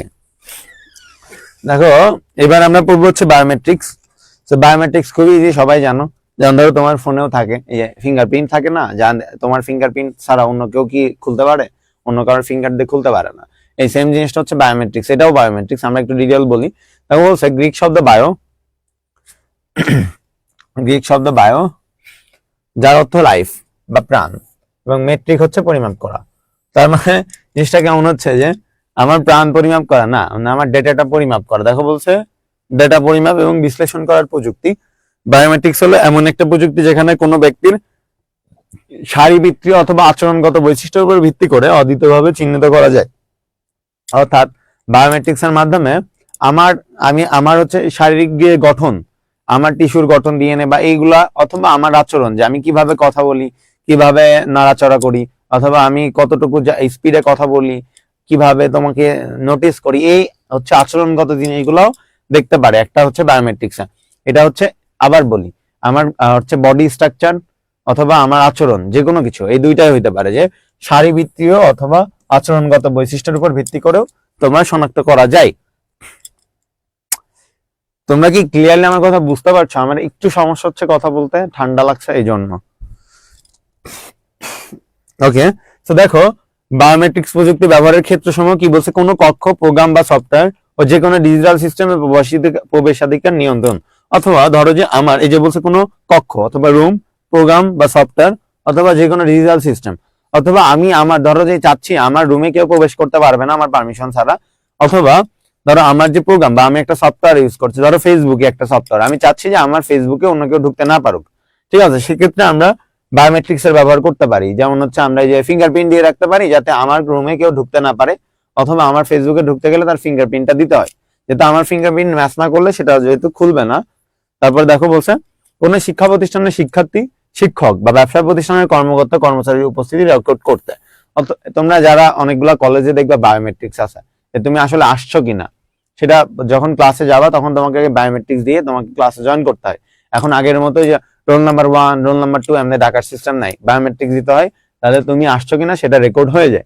এই সেম সিস্টেম দেখো এই ব্যবসা প্রতিষ্ঠানে বা কর্মকর্তা কর্মচারীরা আসছে কিনা বা কখন আসছে সেটা কিন্তু টাইমলি জানার জন্য এই বায়োমেট্রিক্সটা অনেক কার্যকর। দেখো বলছে বায়োমেট্রিক্স পাসপোর্ট তৈরিতে, ড্রাইভিং লাইসেন্স তৈরিতে, ই কমার্স বা স্মার্ট কার্ড তৈরিতে, এটিএম ও অনলাইন ব্যাংকিং নিরাপত্তা। এই যে ব্যাংকে আমরা এটিএম এও কিন্তু আমাদের হচ্ছে বা ব্যাংকিং এ হচ্ছে আমাদের ফিঙ্গারপ্রিন্ট অনেক সময় দিতে হতে পারে, যে আমার ফিঙ্গার নিয়ে রাখে দেখবা যে ম্যাচ করে কিনা। এই জন্য অপরাধী শনাক্তকরণ দেখবা তোমরা যারা এই ক্রাইম পেট্রোল, আদালত এগুলাতে দেখো, বা আমরা যে অনেক ক্রাইম মুভি দেখো, ওগুলা থেকে দেখবা যে কে মার্ডার করছে এটা জানার জন্য অনেক সময় ওই বিভিন্ন গ্লাস থেকে অথবা এসে থেকে ফিঙ্গারপ্রিন্ট নেই, দেন সেটা ম্যাচ করে দেখে কার সাথে ম্যাচ করে। ঠিক আছে, এটাও কিন্তু বায়োমেট্রিক্স। অথবা অনেক সময় যে চুল খুঁজে বাইর করে, এগুলাও কিন্তু হচ্ছে বায়োমেট্রিক্স, ঠিক আছে। চুল পাইলে সেটা থেকে, অথবা যে কোনো শরীরের যে কোনো অংশ, বা খামচি দিয়ে ধরো যে তোমার তুমি কাউকে মার্ডার করছো, সে খামচি দিয়ে তোমার এখান থেকে একটা অংশ কেটে ফেলছে, তার আঙুলের সাথে বা নখে যদি তোমার কিছু বেঁধে থাকে, সেটা থেকেও কিন্তু তোমাকে বের করা সম্ভব যে আসলে কে মার্ডার করছে। পিতৃত্ব বা মাতৃত্ব নির্ণয়, অনেক সময় দেখবা ওয়েস্টার্ন কান্ট্রি গুলোতে কি হয়, কে কার বাবা মা, এটা হচ্ছে আসলে কারণ ওদের হচ্ছে কালচার খুব বাজে। ওরা আমাদের মতো এত কমিটেড থাকে না, যে যার মতো 2-1 বছরের জন্য বিয়ে করে, বাচ্চা হয়, খোঁজ রাখে না। সেক্ষেত্রে অনেক সময় কি বাবা মা এগুলো আসলে ওরা নিজে আইডেন্টিফাই যদি না করতে পারে, মিথ্যা কথা বলে অনেক সময় যে আসলে ওর বাবা কিনা, ঠিক আছে। তারা একটা মানে তোমরা তো বড় হয়েছে, যাই হোক, ধরো যে একটা বাবা, সে ধরো সেনাবাহিনীতে জব করে, এখন সে বছরে 1-2 বার আসে, এখন তার বাচ্চা হয়েছে, এখন সে আসলেই তার বাচ্চা কিনা এটা প্রমাণ করার জন্য কিন্তু হচ্ছে তোমার এই যে বায়োমেট্রিক্স ব্যবহার করা যায়, ঠিক আছে। আবার এমনও হইতে পারে, ধরো ছোটবেলায় তোমার বাবা মানে তোমাকে হারাই ফেলছে, অথবা একটা বাচ্চা হারাই গেছে ছোটবেলায়, তো ওই বাচ্চাটা যে পাইছে, এখন ওইটা পুলিশ যে তোমাকে দিবে, কখন দিবে, যদি তোমার সাথে তোমার ওর বায়োমেট্রিক ম্যাচ করে, বা ডিএনএ পরীক্ষা করে দেখতে পারে যে আসলেই তোমার বাচ্চাটা কিনা। কারণ এটা তোমরা সবাই জানো যে বায়োমেট্রিক্স, ডিএনএ, এগুলো হচ্ছে পৃথিবীর কারোর সাথেই কারোর ম্যাচ করে না, ঠিক আছে। তো এইটা হচ্ছে তোমারটা শুধু তোমার সাথেই ম্যাচ করবে। পরে আমরা যাই, দেখো বলছে বায়োমেট্রিক্স এর সুবিধা, পাসওয়ার্ড ভুলে যাওয়া বা চুরি হওয়ার কোনো সম্ভাবনা নেই। আচ্ছা, আমি যখন আমার ফোনে বায়োমেট্রিক্স, আচ্ছা আমার যে ফিঙ্গারপ্রিন্ট আছে সেটা যদি দিই, আমার কি মনে রাখতে হচ্ছে আমার ফিঙ্গারপ্রিন্ট কোনটা? আমি তো দিলেই হচ্ছে, আমার পাসওয়ার্ড মনে রাখার কোনো ঝামেলা নাই। ইতিবাচক এবং নির্ভুল শনাক্তকরণ, এটা ভুল হওয়ার চান্সেস নাই বললেই চলে, কোনো মানে ভুল হয় না, ধরো 100%ই ভুল হয় না। সর্বোচ্চ নিরাপত্তা ব্যবস্থা, এটা সবচেয়ে সিকিউর, এর থেকে সিকিউর এখনো হয় না, হ্যাঁ, বায়োমেট্রিক্স থেকে। তো নিরাপদ এবং পরিবেশ বান্ধব নাকি ব্যবহার বান্ধব, এটা ইউজ করা সেফ, ঠিক আছে। তো এইগুলো তোমরা মনে রাখবা, বায়োমেট্রিক্স কি কি হইতে পারে। আমি একটু দেখি এটা এর বাইরে আর কিছু ওরা রাখছে কিনা, না রাখে নাই। তো বায়োমেট্রিক্স আমি একটু বলে দিচ্ছি তোমাকে, এখানে ডিটেল বলে নাই। আমার হাতের ফিঙ্গারপ্রিন্ট বায়োমেট্রিক্স হতে পারে, আমি যে কথা বলছি আমার কণ্ঠস্বরও আমার বায়োমেট্রিক্স হিসেবে ব্যবহার করতে হইতে পারে। তারপরে অথবা তোমার হচ্ছে আমার চোখের, আইফোন যারা ব্যবহার করবা তারা ভালো, যে চোখের রেটিনাকে স্ক্যান করে আমার বায়োমেট্রিক্স হতে পারে। এরকম অনেক কিছুতেই বায়োমেট্রিক্স করা হয়, তবে সব থেকে বেশি সিকিউর হচ্ছে চোখের রেটিনা এবং হাতের ফিঙ্গারপ্রিন্ট। বা এখন হচ্ছে আমি ধরো আমার সাইনটা দিচ্ছি, এই সাইন দিয়েও কিন্তু ফিঙ্গারপ্রিন্ট হইতে পারে। তো এখানে তোমার কথা হচ্ছে তুমি তো আমার সাইনটা কপি করতে পারবা, রাইট, কিন্তু সমস্যা হচ্ছে ও কিন্তু এটাও রাখে যে আমি আমার সাইনটা কত সেকেন্ডের মধ্যে দিচ্ছি, অথবা আমি যে লেখাটা দিচ্ছি ওই লেখাটা লিখতে কতটুকু চাপ প্রয়োগ করতেছি, এগুলা ওরা হচ্ছে নোটিস করে। তারপরে ভয়েস দিয়ে, আমার ভয়েস কেমন সেটা দিয়েও কিন্তু আমার হচ্ছে বায়োমেট্রিক্স এর কাজ করা হয়। তবে এগুলো হচ্ছে খুব বেশি সিকিউর না, অনেক সময় হচ্ছে তোমার ভয়েসটা অনেকেই কপি করতে পারে, সাইনটাও কপি করতে পারে, সেক্ষেত্রে হচ্ছে ফিঙ্গারপ্রিন্ট এবং চোখের রেটিনা সব থেকে ভালো।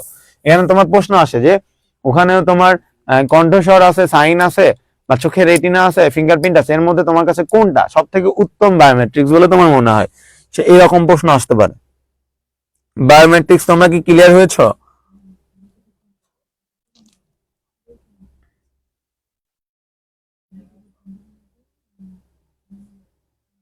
নাজমুল সাকিব তামিম লিখেছো, আসসালামু আলাইকুম ভাইয়া, কারেন্ট না থাকার কারণে ক্লাসে যাওয়ানো দেরি হয়ে গেল।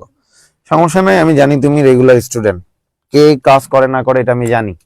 তো এখন আমরা পরেরটাই যাই, দেখো বলছে বায়োইনফরমেটিক্স, এটা এত ডিটেল, এই বায়োইনফরমেটিক্স আর বায়োমেট্রিক্স এন্ড বায়োইনফরমেটিক্স, এই দুটা হচ্ছে ম্যাক্সিমাম হচ্ছে এক করে ফেলে, এটাতে একটা কমন মিস্টেক করে ফেলে, সেটা কিন্তু তোমরা এটা খুব ভালো করে পড়বা। দেখো বলছে বায়োইনফরমেটিক্স হলো এমন একটি আন্তঃশাস্ত্রীয় ক্ষেত্র যা অধিক এবং জটিল বায়োলজিক্যাল ডেটা সমূহ বিশ্লেষণ করার জন্য বিভিন্ন পদ্ধতি, সফটওয়্যার বা টুলস ব্যবহার করে।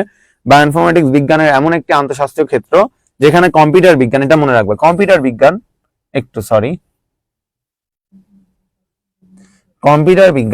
পরিসংখ্যান, গণিত, ইঞ্জিনিয়ারিং জ্ঞানকে ব্যবহার করে। তার মানে কি কি ব্যবহার করে? কম্পিউটার বিজ্ঞান, পরিসংখ্যান, গণিত, এখানে আইসিটিও ব্যবহার করা হয়।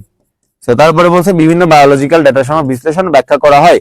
অন্যভাবে বলা যায় কম্পিউটার বিজ্ঞান, পরিসংখ্যান, গণিত, ইঞ্জিনিয়ারিং জ্ঞানকে ব্যবহার করে জৈবিক সমস্যা সমাধানের বিজ্ঞান হলো বায়োইনফরমেটিক্স। আমি একটু দেখি যে ওরা আসলে আরো পরবর্তীতে কিছু দিছে কিনা যেগুলো আমরা আলোচনা করতে যাচ্ছি। দেখো বলছে বিভিন্ন জৈবিক বিশ্লেষণের ফলে অধিক পরিমাণ ডেটা। আচ্ছা, এগুলো না বলি, তোমার কাছে এটা প্যারা লাগবে, আমি একটু সহজ ভাষায় বলি। ধরো এই যেমন কোভিড-19 আসছিল তখন কিন্তু আমাকে একটা মেডিসিন বানাইতে হইলো না। তো এখন কোভিড-19টার ওই যে ভাইরাসটা, ওই ভাইরাসটা আসলে কেমন সেটা জানার জন্য আমার প্রথমে কি করতে হয়েছে, সেটা কেমন, ওই ভাইরাসটা কি সেটা আগে নির্ণয় করতে হয়েছে। ভাইরাস গুলা কি কি লক্ষণ প্রকাশ করে সেগুলা নির্ণয় করতে হয়েছে। ভাইরাসের ফলে আমার কি কি হচ্ছে সমস্যা হচ্ছে বডিতে সেটা নির্ণয় করতে হয়েছে। এখন এই সমস্যাগুলো যদি আমি মোকাবিলা করতে হয় তাহলে আমাকে কি ধরনের অ্যান্টিভাইরাস বাইর করতে হবে সেগুলো হচ্ছে আমাকে করতে হয়েছে। এন্ড দেন ফাইনালি আমরা হচ্ছে ওষুধটা ডেভেলপ করছি, তাই তো। এখন আমরা দেখলাম ডেভেলপ করার পরে ওই ভাইরাসটা আবার নিজের হচ্ছে তোমার সিমটমস গুলো চেঞ্জ করতেছিল, অর্থাৎ নিয়মিত আরো বেশি পাওয়ারফুল হচ্ছিল। সেক্ষেত্রে আমার ওষুধগুলা কিন্তু আবার আরো মডিফাই করে আরো বেশি ভালো করতে হচ্ছিল, রাইট। তো এখানে খেয়াল করো, আমার একটা তোমার কি বলে যে কোনো একটা রোগ হয়েছে, ওই রোগের যে আমার ধরো আমি একটা মেডিসিন আবিষ্কার করতে চাই, সেই মেডিসিন আবিষ্কার করার জন্য আমাকে প্রথমে ডাটা হচ্ছে ধরো ডিএনএ ম্যাপিং করতে হবে যে আসলে ওই রোগটা কি টাইপের, ঠিক আছে, কি টাইপের সেটা ম্যাপ করতে হবে। দেন ওই রিলেটেড ডাটা কালেক্ট করতে হবে, দেন হচ্ছে তোমার ওই ডাটাগুলো হচ্ছে অ্যানালাইজ করতে হবে, অ্যানালাইসিস করতে হবে। অ্যানালাইসিস করার পরে তোমার হচ্ছে ওই কি ধরনের তাদের অ্যান্টিভাইরাস দরকার সেটা করতে হবে। দেন ফাইনালি ইমপ্রুভ করতে হবে, এবং যদি ইমপ্রুভ করার পরে যদি আরো ভালো ওষুধ তৈরি করতে হয় সেক্ষেত্রে আমরা বায়োইনফরমেটিক্স এর ব্যবহার করে থাকি। আরো যদি একটা উদাহরণ তোমাকে দিই,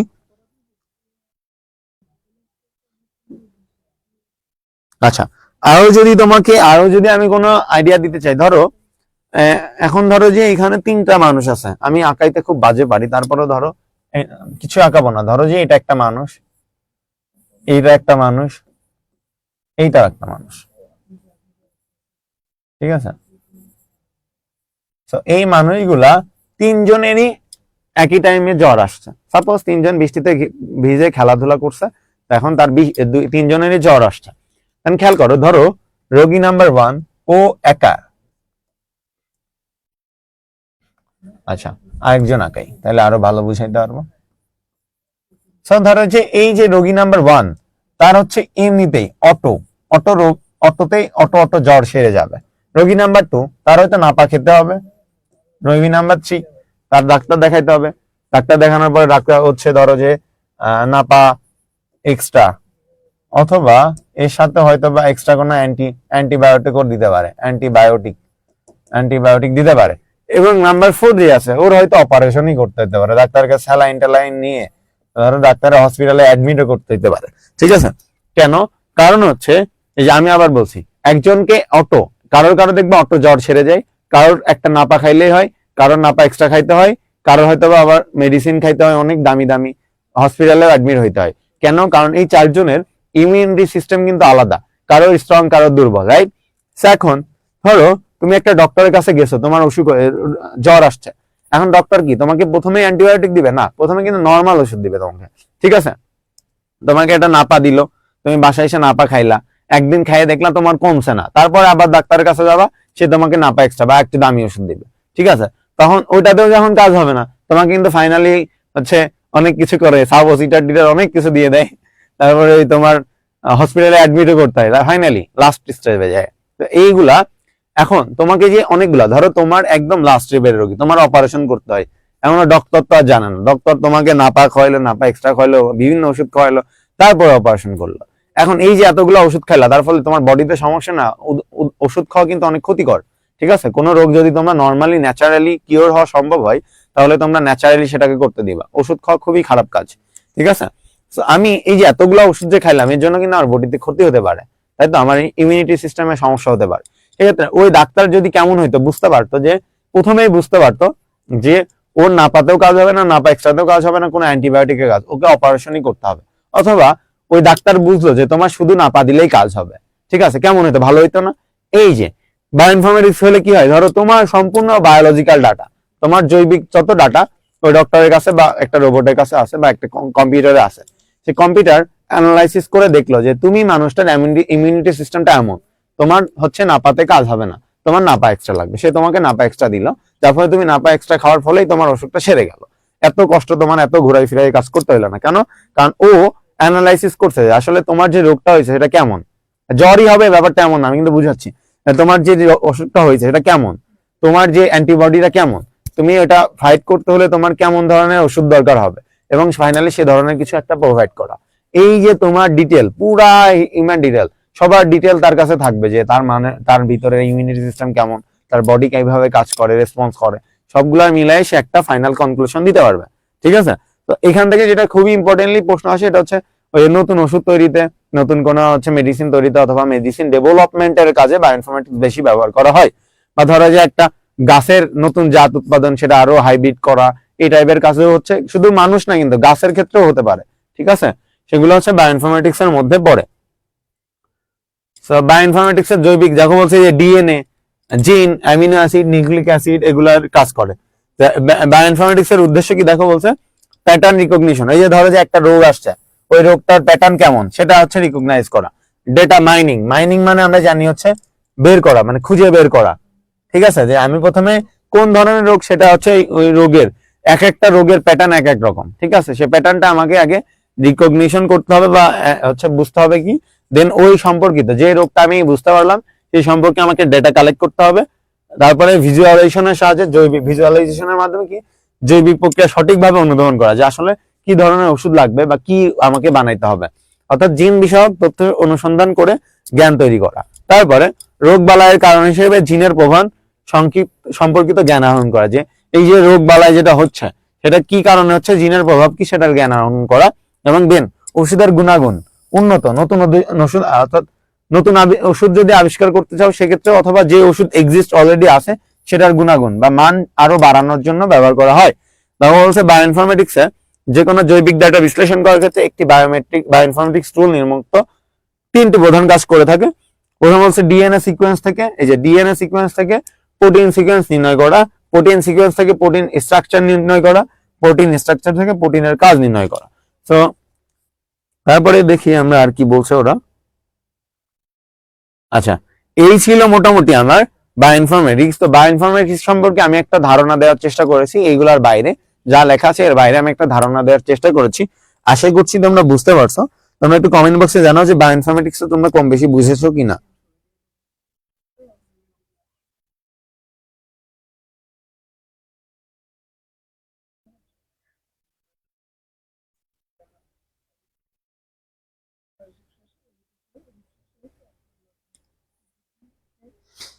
আর সে লিখেছে তেল চূড়ায় একে একে বেশি সুন্দর রাখতে পারলে বাপু ভাইয়ের থেকে।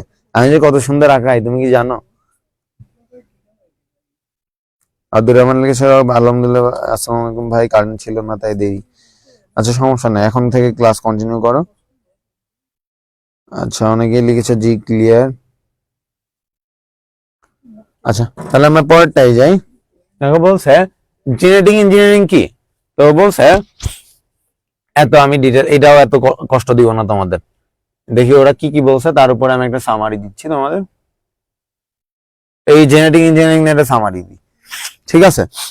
এখন ইদানিং দেখবা একই গাছে, একটা গাছ থেকে দেখবা আম হচ্ছে, কমলা হচ্ছে, আপেল হচ্ছে, কাঁঠাল হচ্ছে, একটা গাছ দিয়ে দেখছো, অথবা একটা গাছেই বিভিন্ন রকমের ফুল হচ্ছে।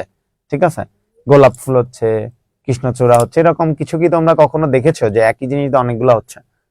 এরকম দেখেছো? কমেন্ট বক্সে জানাও তো, যে একটা গাছ থেকে বিভিন্ন রকমের ফল বা একই গাছ থেকে বিভিন্ন রকমের ফুল হচ্ছে, এরকম কি দেখেছো তোমরা?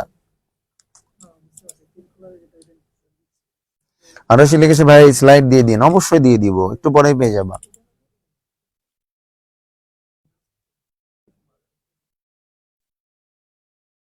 তোমরা কি আমি যেগুলো বললাম এই টাইপের কিছু কি কখনো দেখেছো বা শুনেছো? আঞ্জুমানেরা বলছে নওগাঁতে এটাকে কলম করা বলে। নওগাঁতে না, সব জায়গায় কলমই বলে। নাসরুল হাসান লিখেছে আমাদের একটা ট্রি আছে এরকম, আমাদের ছাদে আছে, আরো সি লিখেছো। ওকে, তো এই যে জিনিসগুলা দেখছো এটাও কিন্তু তোমার জেনেটিক ইঞ্জিনিয়ারিং। হ্যাঁ, তো এখান থেকে আমি তোমাদের একটা বেসিক আইডিয়া দিই। ধরো তোমার তোমার একটা ভাই, মানে তোমরা দুই ভাই বোন বা দুইটাই ভাই, একটা ভাই ছোট হইছো, একটা ভাই বড় হইছো, ঠিক আছে, অনেক লম্বা হইছো। কেন হইছো? কারণ একটা দুইজনের জিন আলাদা। ঠিক আছে, এখন তুমি যদি আইডেন্টিফাই করতে পারো যে তোমার ভাই বা যেটা ছোট হয়েছে এটা আবার মোটা মোটা, শরীর স্বাস্থ্য ভালো, যেটা চিকন মানে বড় সেটা আবার চিকন, এখন তুমি যদি আইডেন্টিফাই করতে পারো যে হচ্ছে ছোট, ওর কেন ছোট হয়েছে, ঠিক আছে, কোন জিনের কারণে ও ছোট হয়েছে বা কোন জিনটা ওর মধ্যে নাই, ঠিক আছে, এটা যদি তুমি আইডেন্টিফাই করতে পারো, এন্ড বড়টার মধ্যে কেন এই বড় হইছে, কোন জিনের কারণে, সেটা যদি আইডেন্টিফাই করতে পারো, তাহলে কি হচ্ছে, ধরো তুমি ওই বড়টার থেকে ওই জিনটা নিয়ে এসে তার বডিতে যদি পুশ করো, তাহলে কিন্তু সে আবার স্বাভাবিক গ্রোথটা বাড়বে।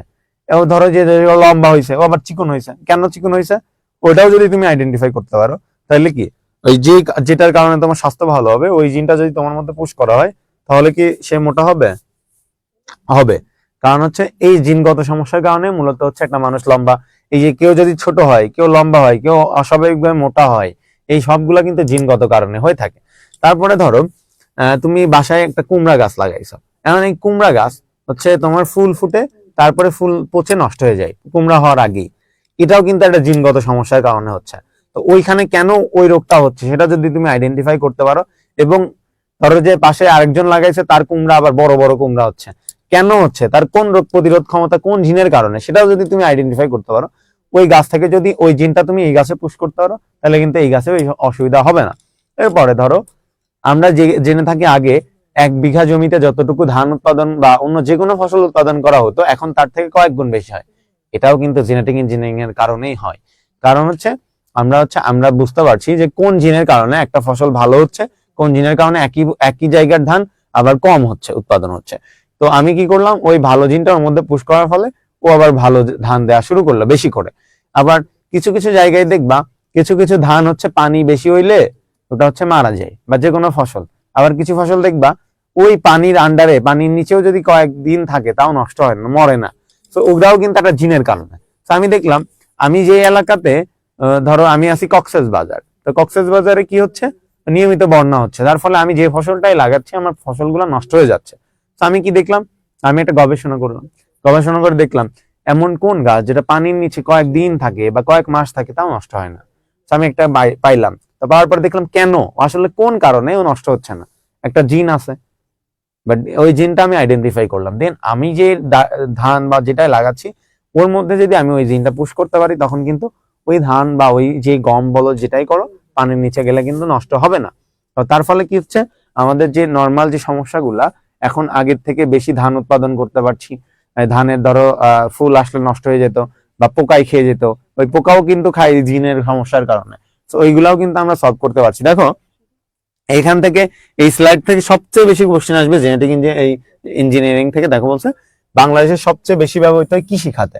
দেখো কৃষি গবেষণায় এই প্রযুক্তি ব্যবহার করে এখন পর্যন্ত অনেক ট্রান্সজেনিক ফসল কি, এই ফসলগুলা উন্নত মানের। একটু দেখো তার মধ্যে উন্নত প্রজাতির ধান উল্লেখযোগ্য। এই প্রযুক্তি সুষ্ঠু ব্যবহারের মাধ্যমে দেশের খাদ্য সমস্যা অনেকটা দূর করা সম্ভব। তার মানে কি, এই ট্রান্সজেনিক যে ফসল, নর্মাল ধরো যে আমি কয়েকটা ধানের থেকে, ধরো ধান নিয়েই বসাচ্ছি, কয়েকটা ধানের বীজ থেকে সব থেকে ভালো ভালো জিনগুলো একসাথে করে একটা ধানের বীজ বানাইলাম, তাহলে কি ওই ধানটা আরো ভালো হবে না, ফলন ভালো হবে, রোগ প্রতিরোধ ক্ষমতা ভালো হবে, ওষুধ কম দেওয়া লাগবে, আমার হচ্ছে সার কম, এরকম অনেক কিছু ভালো সুবিধা হবে। যেমন দেখো শস্যের গুণাগুণ মান বৃদ্ধি করা, অর্থাৎ আমার আগে যে ফসলটা ফলাইতাম ওই ফসলের থেকে আমি আরো নিউট্রিয়াস ফুড আমি আসলে করতে পারবো, শস্য থেকে সম্পূর্ণ নতুন উৎপাদন করা। তারপরে দেখো বলছে যে আমার পরিবেশের বিভিন্ন ধরনের হুমকি থেকে শস্যকে রক্ষা করা।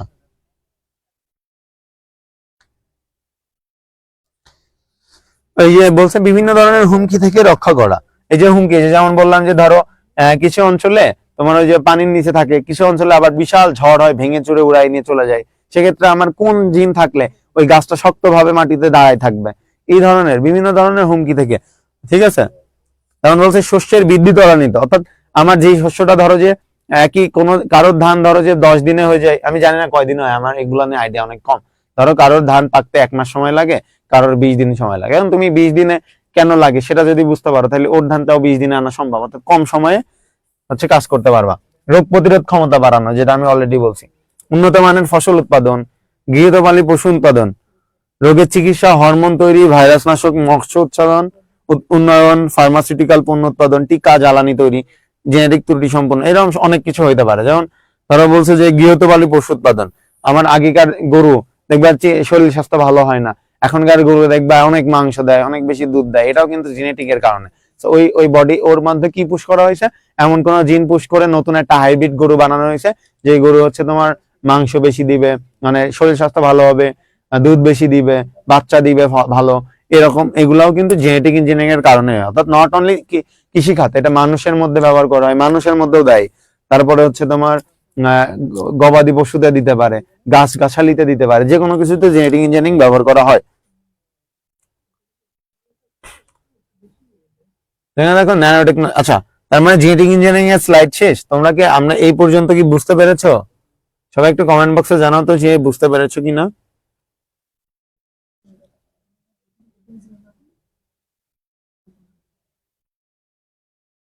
আচ্ছা, আমরা যদি ন্যানো টেকনোলজিতে যাই, এখানে দেখো বলছে পারমাণবিক বা আণবিক স্কেলে অতি ক্ষুদ্র ডিভাইস তৈরি করার জন্য ধাতব বস্তুকে সুনিপুণ ভাবে কাজে লাগানোর বিজ্ঞান বা প্রযুক্তি ন্যানো প্রযুক্তি বলে। এখানে আমি এত তোমাকে কষ্ট দিব না, এটা কথা হচ্ছে দেখো বলছে 1 থেকে 100 ন্যানোমিটার, ঠিক আছে, কোনো কিছু তৈরি করা ব্যবহারকে ন্যানো টেকনোলজি বলে। তোমরা একদম সহজ ভাষায় সেটা ন্যানো প্রযুক্তি নিয়ে কাজ করে যেটা, সেটাই ন্যানো টেকনোলজি, ঠিক আছে। ন্যানো প্রযুক্তি নিয়ে কাজ করে ন্যানো টেকনোলজি। এখন ন্যানো টেকনোলজি কি দেখো 1 থেকে 100 ন্যানোমিটার। 1 ন্যানোমিটার মানে বুঝছো, ধরো আমি যদি এই কলমটাকে, এই যে আমার হাতে যে কলমটা দেখতে পাচ্ছ, দেখা যায় আমার হাতে যে কলমটা আছে, এই কলমটাকে যদি আমি ধরো 1 কোটি ভাগে ভাগ করি, কেটে কেটে টুকরা টুকরা করে 1 কোটিটা ভাগ করি, 1 কোটি ভাগে শুধু একটা ভাগ হবে একটা ন্যানো টেকনোলজি, ঠিক আছে। তাহলে 1 ন্যানোমিটার কি, যে কোনো জিনিসের 1 কোটি ভাগের 1 ভাগ। তাহলে বুঝতে পারছো কতটা ক্ষুদ্র হয়, ঠিক আছে। এখানে মনে রাখবা, এখানে প্রশ্ন হয় কত সালে এবং কে রিচার্ড ফাইনম্যান সে হচ্ছে প্রথম এই ন্যানো টেকনোলজি নিয়ে আইডিয়া আনে। তো এখানে আমরা একটু পড়ি পরের স্লাইডে। দেখো বলছে ন্যানো টেকনোলজির সুবিধা, ঠিক আছে, যে ন্যানো টেকনোলজির সুবিধা দেখো বলছে ন্যানো টেকনোলজির প্রয়োগের ফলে উৎপাদিত ইলেকট্রনিক অধিক মজবুত। আমরা একটু বলি, তো আমরা যখন নর্মালি যখন প্রথম কম্পিউটার আবিষ্কার হয়, আমরা জানি একটা কম্পিউটার প্রায় একটা বড় রুমের সমান ছিল, একটা বাড়ির সমান। কিন্তু ওই কম্পিউটার দিয়ে শুধুমাত্র ক্যালকুলেশন করা যেত, যে 2 + 2 = 4, শুধু ক্যালকুলেশন করতে পারতাম। আবার ওই একই টাইমে একটা ইউএসবি ড্রাইভ বা মেমোরি কার্ড ছিল আমার থেকেও বড়, সেটার মাধ্যমে কি শুধুমাত্র একটা বা দুইটা পিকচার অ্যাড করা যেত, মানে সেভ করা যেত। কিন্তু এখন খেয়াল করো আমার কম্পিউটারের সাইজ কত, এতটুকু। ওই একই কম্পিউটার দিয়ে আমি কি করতে পারছি, কি করতে পারছি না, গেমিং করতে পারছি, লাইভ স্ট্রিমিং করতে পারছি, প্রোগ্রামিং করতে পারছি, আমার যা খুশি সব করতে পারছি, রাইট। এবং তোমার হচ্ছে ধরো যে এখন এতটুকু ছোট্ট একটা মেমোরি কার্ড, কতটুকু হয়, এতটুকু ছোট মেমোরি কার্ড, এই মেমোরি কার্ডে আমি কিন্তু কয়েক হাজার জিবি আমি ডাটা রাখতে পারছি, রাইট। তো তার মানে কি আগে রুমের সমান কম্পিউটার শুধু কাউন্ট করতে পারতো, এত বড় হচ্ছে তোমার যে ছিল কি বলে ইউএসবি ছিল বা মেমোরি কার্ড ছিল, সেটা 2-3টা পিকচার অ্যাড করতে পারতো। কিন্তু এখন জিনিসটা ছোট হয়েছে কিন্তু ক্যাপাবিলিটি বাড়ছে, তার মানে কার্যক্ষমতা বাড়ছে না।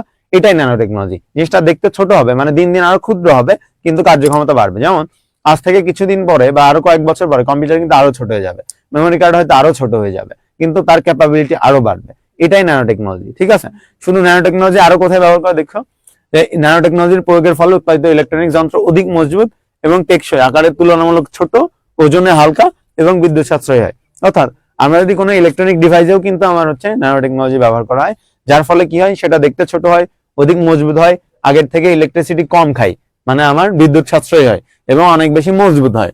বলছে ন্যানো টেকনোলজির প্রয়োগে উৎপাদিত ওষুধ, স্মার্ট ড্রাগ ব্যবহার করে প্রাণঘাতী ক্যান্সার বা দুরারোগ্য ব্যাধি হতে আরোগ্য করা সম্ভব। এখানে দেখো বলছে খাদ্যজাত পণ্যের গুণাগুণ রক্ষা। এখানে এখানে খাদ্যজাত, এটা খুবই ইম্পর্টেন্ট, এখান থেকে প্রশ্ন আসে। দেখো বলছে খাদ্যজাত পণ্যের, আমরা যে চিপস খাই, দেখবা অনেকে চিপস খাও না, ওই চিপস দেখবা অনেক ফুলানো থাকে, ওই চিপসটা ফাটানোর পরে ওই চিপস আর কয় মিনিট থাকবে, 20 মিনিট পরে কিন্তু নষ্ট হয়ে যাবে। কিন্তু দেখো ওই প্যাকেটের মধ্যে কতদিন রয়েছে, 1 বছর 2 বছরও থেকে যায়, নষ্ট হয় না। কেন? ওখানেও ন্যানো টেকনোলজি ব্যবহার করা হয়। ন্যানো টেকনোলজি ব্যবহার করে স্থায়িত্ব বৃদ্ধি করা যায়। তারপরে ধরো মেয়েরা যে ফেস ওয়াশ ইউজ করো, ওই ফেস ওয়াশটা তুমি যদি বক্সের বাইরে নিয়ে আসো, মানে যে কৌটা থাকে ওটার বাইরে নিয়ে আসো, তাহলে কিন্তু সাথে সাথে বা 2-1 বেলার মধ্যে নষ্ট হয়ে যায়। কিন্তু ওই কৌটার মধ্যে থাকলে নষ্ট হয় না। কেন? কারণ ওই যে কৌটার আছে ওর মধ্যেও ন্যানো টেকনোলজি ব্যবহার করা হয়েছে। যেমন ধরো nano transistor, nano diode, plasma display, এর মধ্যে দেখো আমার কম্পিউটার, এর ফলে হচ্ছে ইলেকট্রনিক শিল্পে বিপ্লবিক পরিবর্তন হচ্ছে। কেন? এর ফলে আমরা অনেক বড় বড় যন্ত্র যেগুলো ব্যবহার করা সম্ভব হইতো না আমাদের দ্বারা, বা হচ্ছে আমরা এখন ছোট ছোট করে ব্যবহার করতে পারছি। অনেক বড় জিনিস এখন ছোট হয়ে যাচ্ছে, দামেও কিন্তু সস্তা হচ্ছে। ন্যানো টেকনোলজির ফলে কিন্তু আমার দামও কমে যাচ্ছে। দেখো এরপরে পানি বায়ু দূষণ রোধে, অর্থাৎ আমরা যে আমার পানি দূষণ হয়, ওই পানিটা যদি আমার ধরুন দূষিত পানি যখন আমরা আসলে শোষণ করে ভালো পানি বানাবো, তখনও কিন্তু ন্যানো টেকনোলজি ব্যবহার করা হয়, ঠিক আছে। ন্যানো টেকনোলজির প্রয়োগের ফলে উৎপাদিত ন্যানো রোবট প্রতিরক্ষা ব্যবস্থায়, অর্থাৎ আমরা যে রোবট, আগেকার রোবট গুলো অনেক বড় হইতো কিন্তু কাজ করতে পারতো না, এখন এতটুকু রোবট অনেক কাজ করতে পারে। অর্থাৎ এই রোবটেও ন্যানো টেকনোলজি ব্যবহার করছে। দেখো ন্যানো রোবট, সেগুলোকে ন্যানো রোবট ব্যবহার করা বলা হয়। সেগুলো প্রতিরক্ষা ব্যবস্থা, ডিফেন্স, ওই যে বোম ডিফিউজ করা বা আর্মির কোনো কাজে হেল্প করা, বা চিকিৎসা ক্ষেত্রেও আমার এই ন্যানো টেকনোলজি রোবট গুলো ব্যবহার করা হচ্ছে। তারপরে যদি আমি যাই, অসুবিধা দেখো বলছে কি ন্যানো টেকনোলজি ব্যয়বহুল, অর্থাৎ এটা যারা কাজ করে এটা আসলে অনেক ব্যয়বহুল, অনেক টাকা খরচ করতে হয় ন্যানো টেকনোলজি কাজ করতে। ন্যানো পার্টিকেল মানব শরীরের জন্য ক্ষতিকর, অর্থাৎ ন্যানো টেকনোলজি যে পার্টিকেল গুলো বানাই ওগুলো আসলে আমাদের জন্য ক্ষতিকর, হিউম্যান বডির জন্য। ন্যানো পার্টিকেল দিয়ে প্রাণঘাতী অস্ত্র তৈরি করা হচ্ছে। যেমন ধরো এখন এখন এই ছোট ছোট অস্ত্র, আগেকার অত বড় অস্ত্র দিয়ে কিন্তু মানুষ মারাও টাফ ছিল, এখন এতটুকু অস্ত্র দিয়ে কিন্তু মানুষ একদম ধুমায় মেরে ফেলতে যাচ্ছে। কারণ এখান দিয়ে ওই ছোট জিনিসটা, অস্ত্রটা, তোমার যে গানটা বা যেটাই ব্যবহার করছে সেটা দেখতে ছোট কিন্তু ওটার কিন্তু পাওয়ারফুল অনেক বেশি, অর্থাৎ অনেক প্রাণঘাতী অস্ত্র তৈরি করছে ন্যানো প্রযুক্তির মাধ্যমে, যেটা হচ্ছে আমাদের হিউম্যান যে বিইং এর জন্য ইন ফিউচার অনেক বড় হচ্ছে হুমকি স্বরূপ হতে পারে। আচ্ছা, তারপরে যদি আমরা আসি, তারপরে দেখো তথ্য প্রযুক্তির নৈতিকতা। আমরা এগুলা আসলে নৈতিকতা সবাই জানো। এই নৈতিকতা বিষয়টা হচ্ছে যে ধরো যে আমি তোমার জিনিস ব্যবহার করব কেন, পারবো না এটা। যেমন ধরো বলছে যে আমার প্রতিষ্ঠানের সকল গোপনীয় তথ্যের গোপনীয়তা বিশ্বস্ততা রক্ষা করা। যে তুমি যে প্রতিষ্ঠানে কাজ করছো ওই প্রতিষ্ঠানের ইনফরমেশন তুমি অন্য প্রতিষ্ঠানকে দিবা কেন, এটা কিন্তু ঠিক না। ঠিক আছে, তারপরে দেখো কোন তথ্যের ভুল উপস্থাপন না করা, যে তুমি একটা ইনফরমেশন মিস ইনফরমেশন মানে মিথ্যা কথা বলতেছো বা একটা তথ্য ভুল দিচ্ছ, তাহলে আরেকজনের ক্ষতি হতে পারে। অনুমোদন ছাড়া চাকুরিদাতার সম্পদ ব্যবহার না করা, অর্থাৎ আমি তোমাকে ধরো একটা জব দিছি, কারণ আমার প্রতিষ্ঠানে এসে তুমি আমার পারমিশন ছাড়া আমার কিছু জিনিস ব্যবহার করছো, সেটাও ঠিক না। তারপর দেখো অফিস চলাকালীন সময়ের মধ্যে চ্যাট করা, অর্থাৎ তুমি অফিসে তোমার কাজ হচ্ছে ধরো স্লাইড বানানো, অথবা তোমার কাজ হচ্ছে যে ওই কথা বলা বা যে কোনো যে কাজটা তোমাকে দিছে, তাই তুমি ওইটা বাদ দিয়ে তুমি এগুলো গেমিং করলা বা কারোর সাথে চ্যাট করলা, ওটাও কিন্তু ঠিক না। তারপরে ইন্টারনেটের অন্যের প্রতি অসম্মানজনক প্রদর্শন না করা, অর্থাৎ আমরা ইন্টারনেটে অনেকের সাথে দেখি আমি জানি যে সাথে জীবনে আমার দেখা হবে না, আমি কি করছি ওটা হুমকি দিচ্ছি, উল্টাপাল্টা বকা দিচ্ছি, এগুলাও ঠিক না। তারপর বলছে ভাইরাস ছড়ানো, স্প্যামিং করা, অনেকে আবার হচ্ছে আইডি হ্যাক করে ভাইরাস দিয়ে দেয়, এখানে ক্লিক দাও, ওটা ক্লিক দিলে ওর আইডিতে ভাইরাস চলে যায়, অথবা আমার কম্পিউটারে ভাইরাস চলে যায়, এগুলা করে থাকে, এগুলা ঠিক না, নৈতিকতা যেগুলা মেনে চলা উচিত। তথ্য প্রযুক্তির মাধ্যমে নিজের দক্ষতা জ্ঞান কাজে লাগে জনগণকে সাহায্য করা, যে আসলে জনগণকে তুমি আরো সাহায্য করবা যে আইসিটি কিভাবে ব্যবহার করা যায়, যার ফলে তাদের স্বাভাবিক জীবন জীবনে কি কি ভালো দিক আসতে পারে। তারপর দেখো আমরা যে আইন আছে, আমাদের প্রত্যেকটা দেশের কিছু আইন থাকে আইসিটি ব্যবহারের, ডিজিটাল আইন, সেগুলো মেনে চলা। তারপর জনগণের সমস্যার কারণ হয় এমন কোন তথ্যে ভুল তথ্যের উপস্থাপন না করা, অর্থাৎ আমরা ফেসবুকে অনেক সময় ভুলভাল তথ্য দিয়ে থাকি, যার ফলে আমাদের হচ্ছে মিস ইনফরমেশন হয়, অনেক মানুষ যেটা অনেক অশিক্ষিত লোক সেটা বিশ্বাস করে থাকে। সেক্ষেত্রে আমরা কি করব, ভুল তথ্য দিব না। ব্যক্তিগত জ্ঞান অর্জনের জন্য অবৈধভাবে তথ্য প্রযুক্তি বা, অর্থাৎ আমি জ্ঞান অর্জন করার জন্য কারোর তথ্য চুরি করে, কারোর তথ্য নিজের নামে ব্যবহার করে এগুলা করতে পারবো না। ঠিক আছে,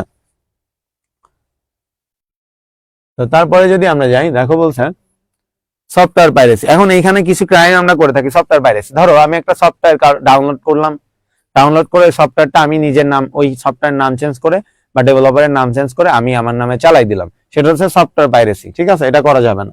হ্যাকিং, ধরো আমি তোমার আইডি হ্যাক করলাম, অথবা তোমার কম্পিউটার, তোমার বিনা অনুমতিতে আমি তোমার কম্পিউটারে অ্যাক্সেস নিয়ে তোমার পার্সোনাল ইনফরমেশন অথবা তোমার কিছু গুরুত্বপূর্ণ ডাটা আমি অ্যাক্সেস করলাম, সেটা নষ্ট করে ফেললাম, অথবা আমার কাছে নিয়ে তোমার কাছে টাকা দাবি করলাম, অথবা তোমাকে হুমকি দিলাম, এগুলো হচ্ছে হ্যাকিং এর মধ্যে, কারোর পারমিশন ছাড়া কিছু ইউজ করা অথবা কারোর কোনো ক্ষতি করা। এখন আমি যদি পরটায় যাই, দেখো স্প্যাম। স্প্যাম কি, এটা খুবই ইম্পর্টেন্ট।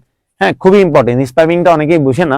স্প্যামিং হচ্ছে, ধরো আমি হচ্ছে আমেরিকান কারোর সাথে একটা ডিল করবো, আমার রাত 9টার সময় আমার একটা ধরো 10 কোটি টাকার ডিল আছে। এখন আমার যে কেউ একজন ধরো আমার ক্ষতি চাই, সে কি করলো, ও জানে আমরা নর্মালি, তোমরা যারা মোটামুটি জানো যে যখন হচ্ছে নর্মালি বিদেশি কারোর সাথে আমরা হচ্ছে বা অফিসিয়াল কোনো কাজে আমরা নর্মালি মেইল ব্যবহার করে থাকি, আমরা কমিউনিকেশনের কাজে যে ইমেল ব্যবহার করে থাকি। তো ও যে আমার ক্ষতি চাচ্ছে সে জানে যে আমি রাত 9টার সময় ওই ব্যক্তির সাথে, আমি যার সাথে ডিল করব তার সাথে হচ্ছে আমি মেইলে কথা বলবো।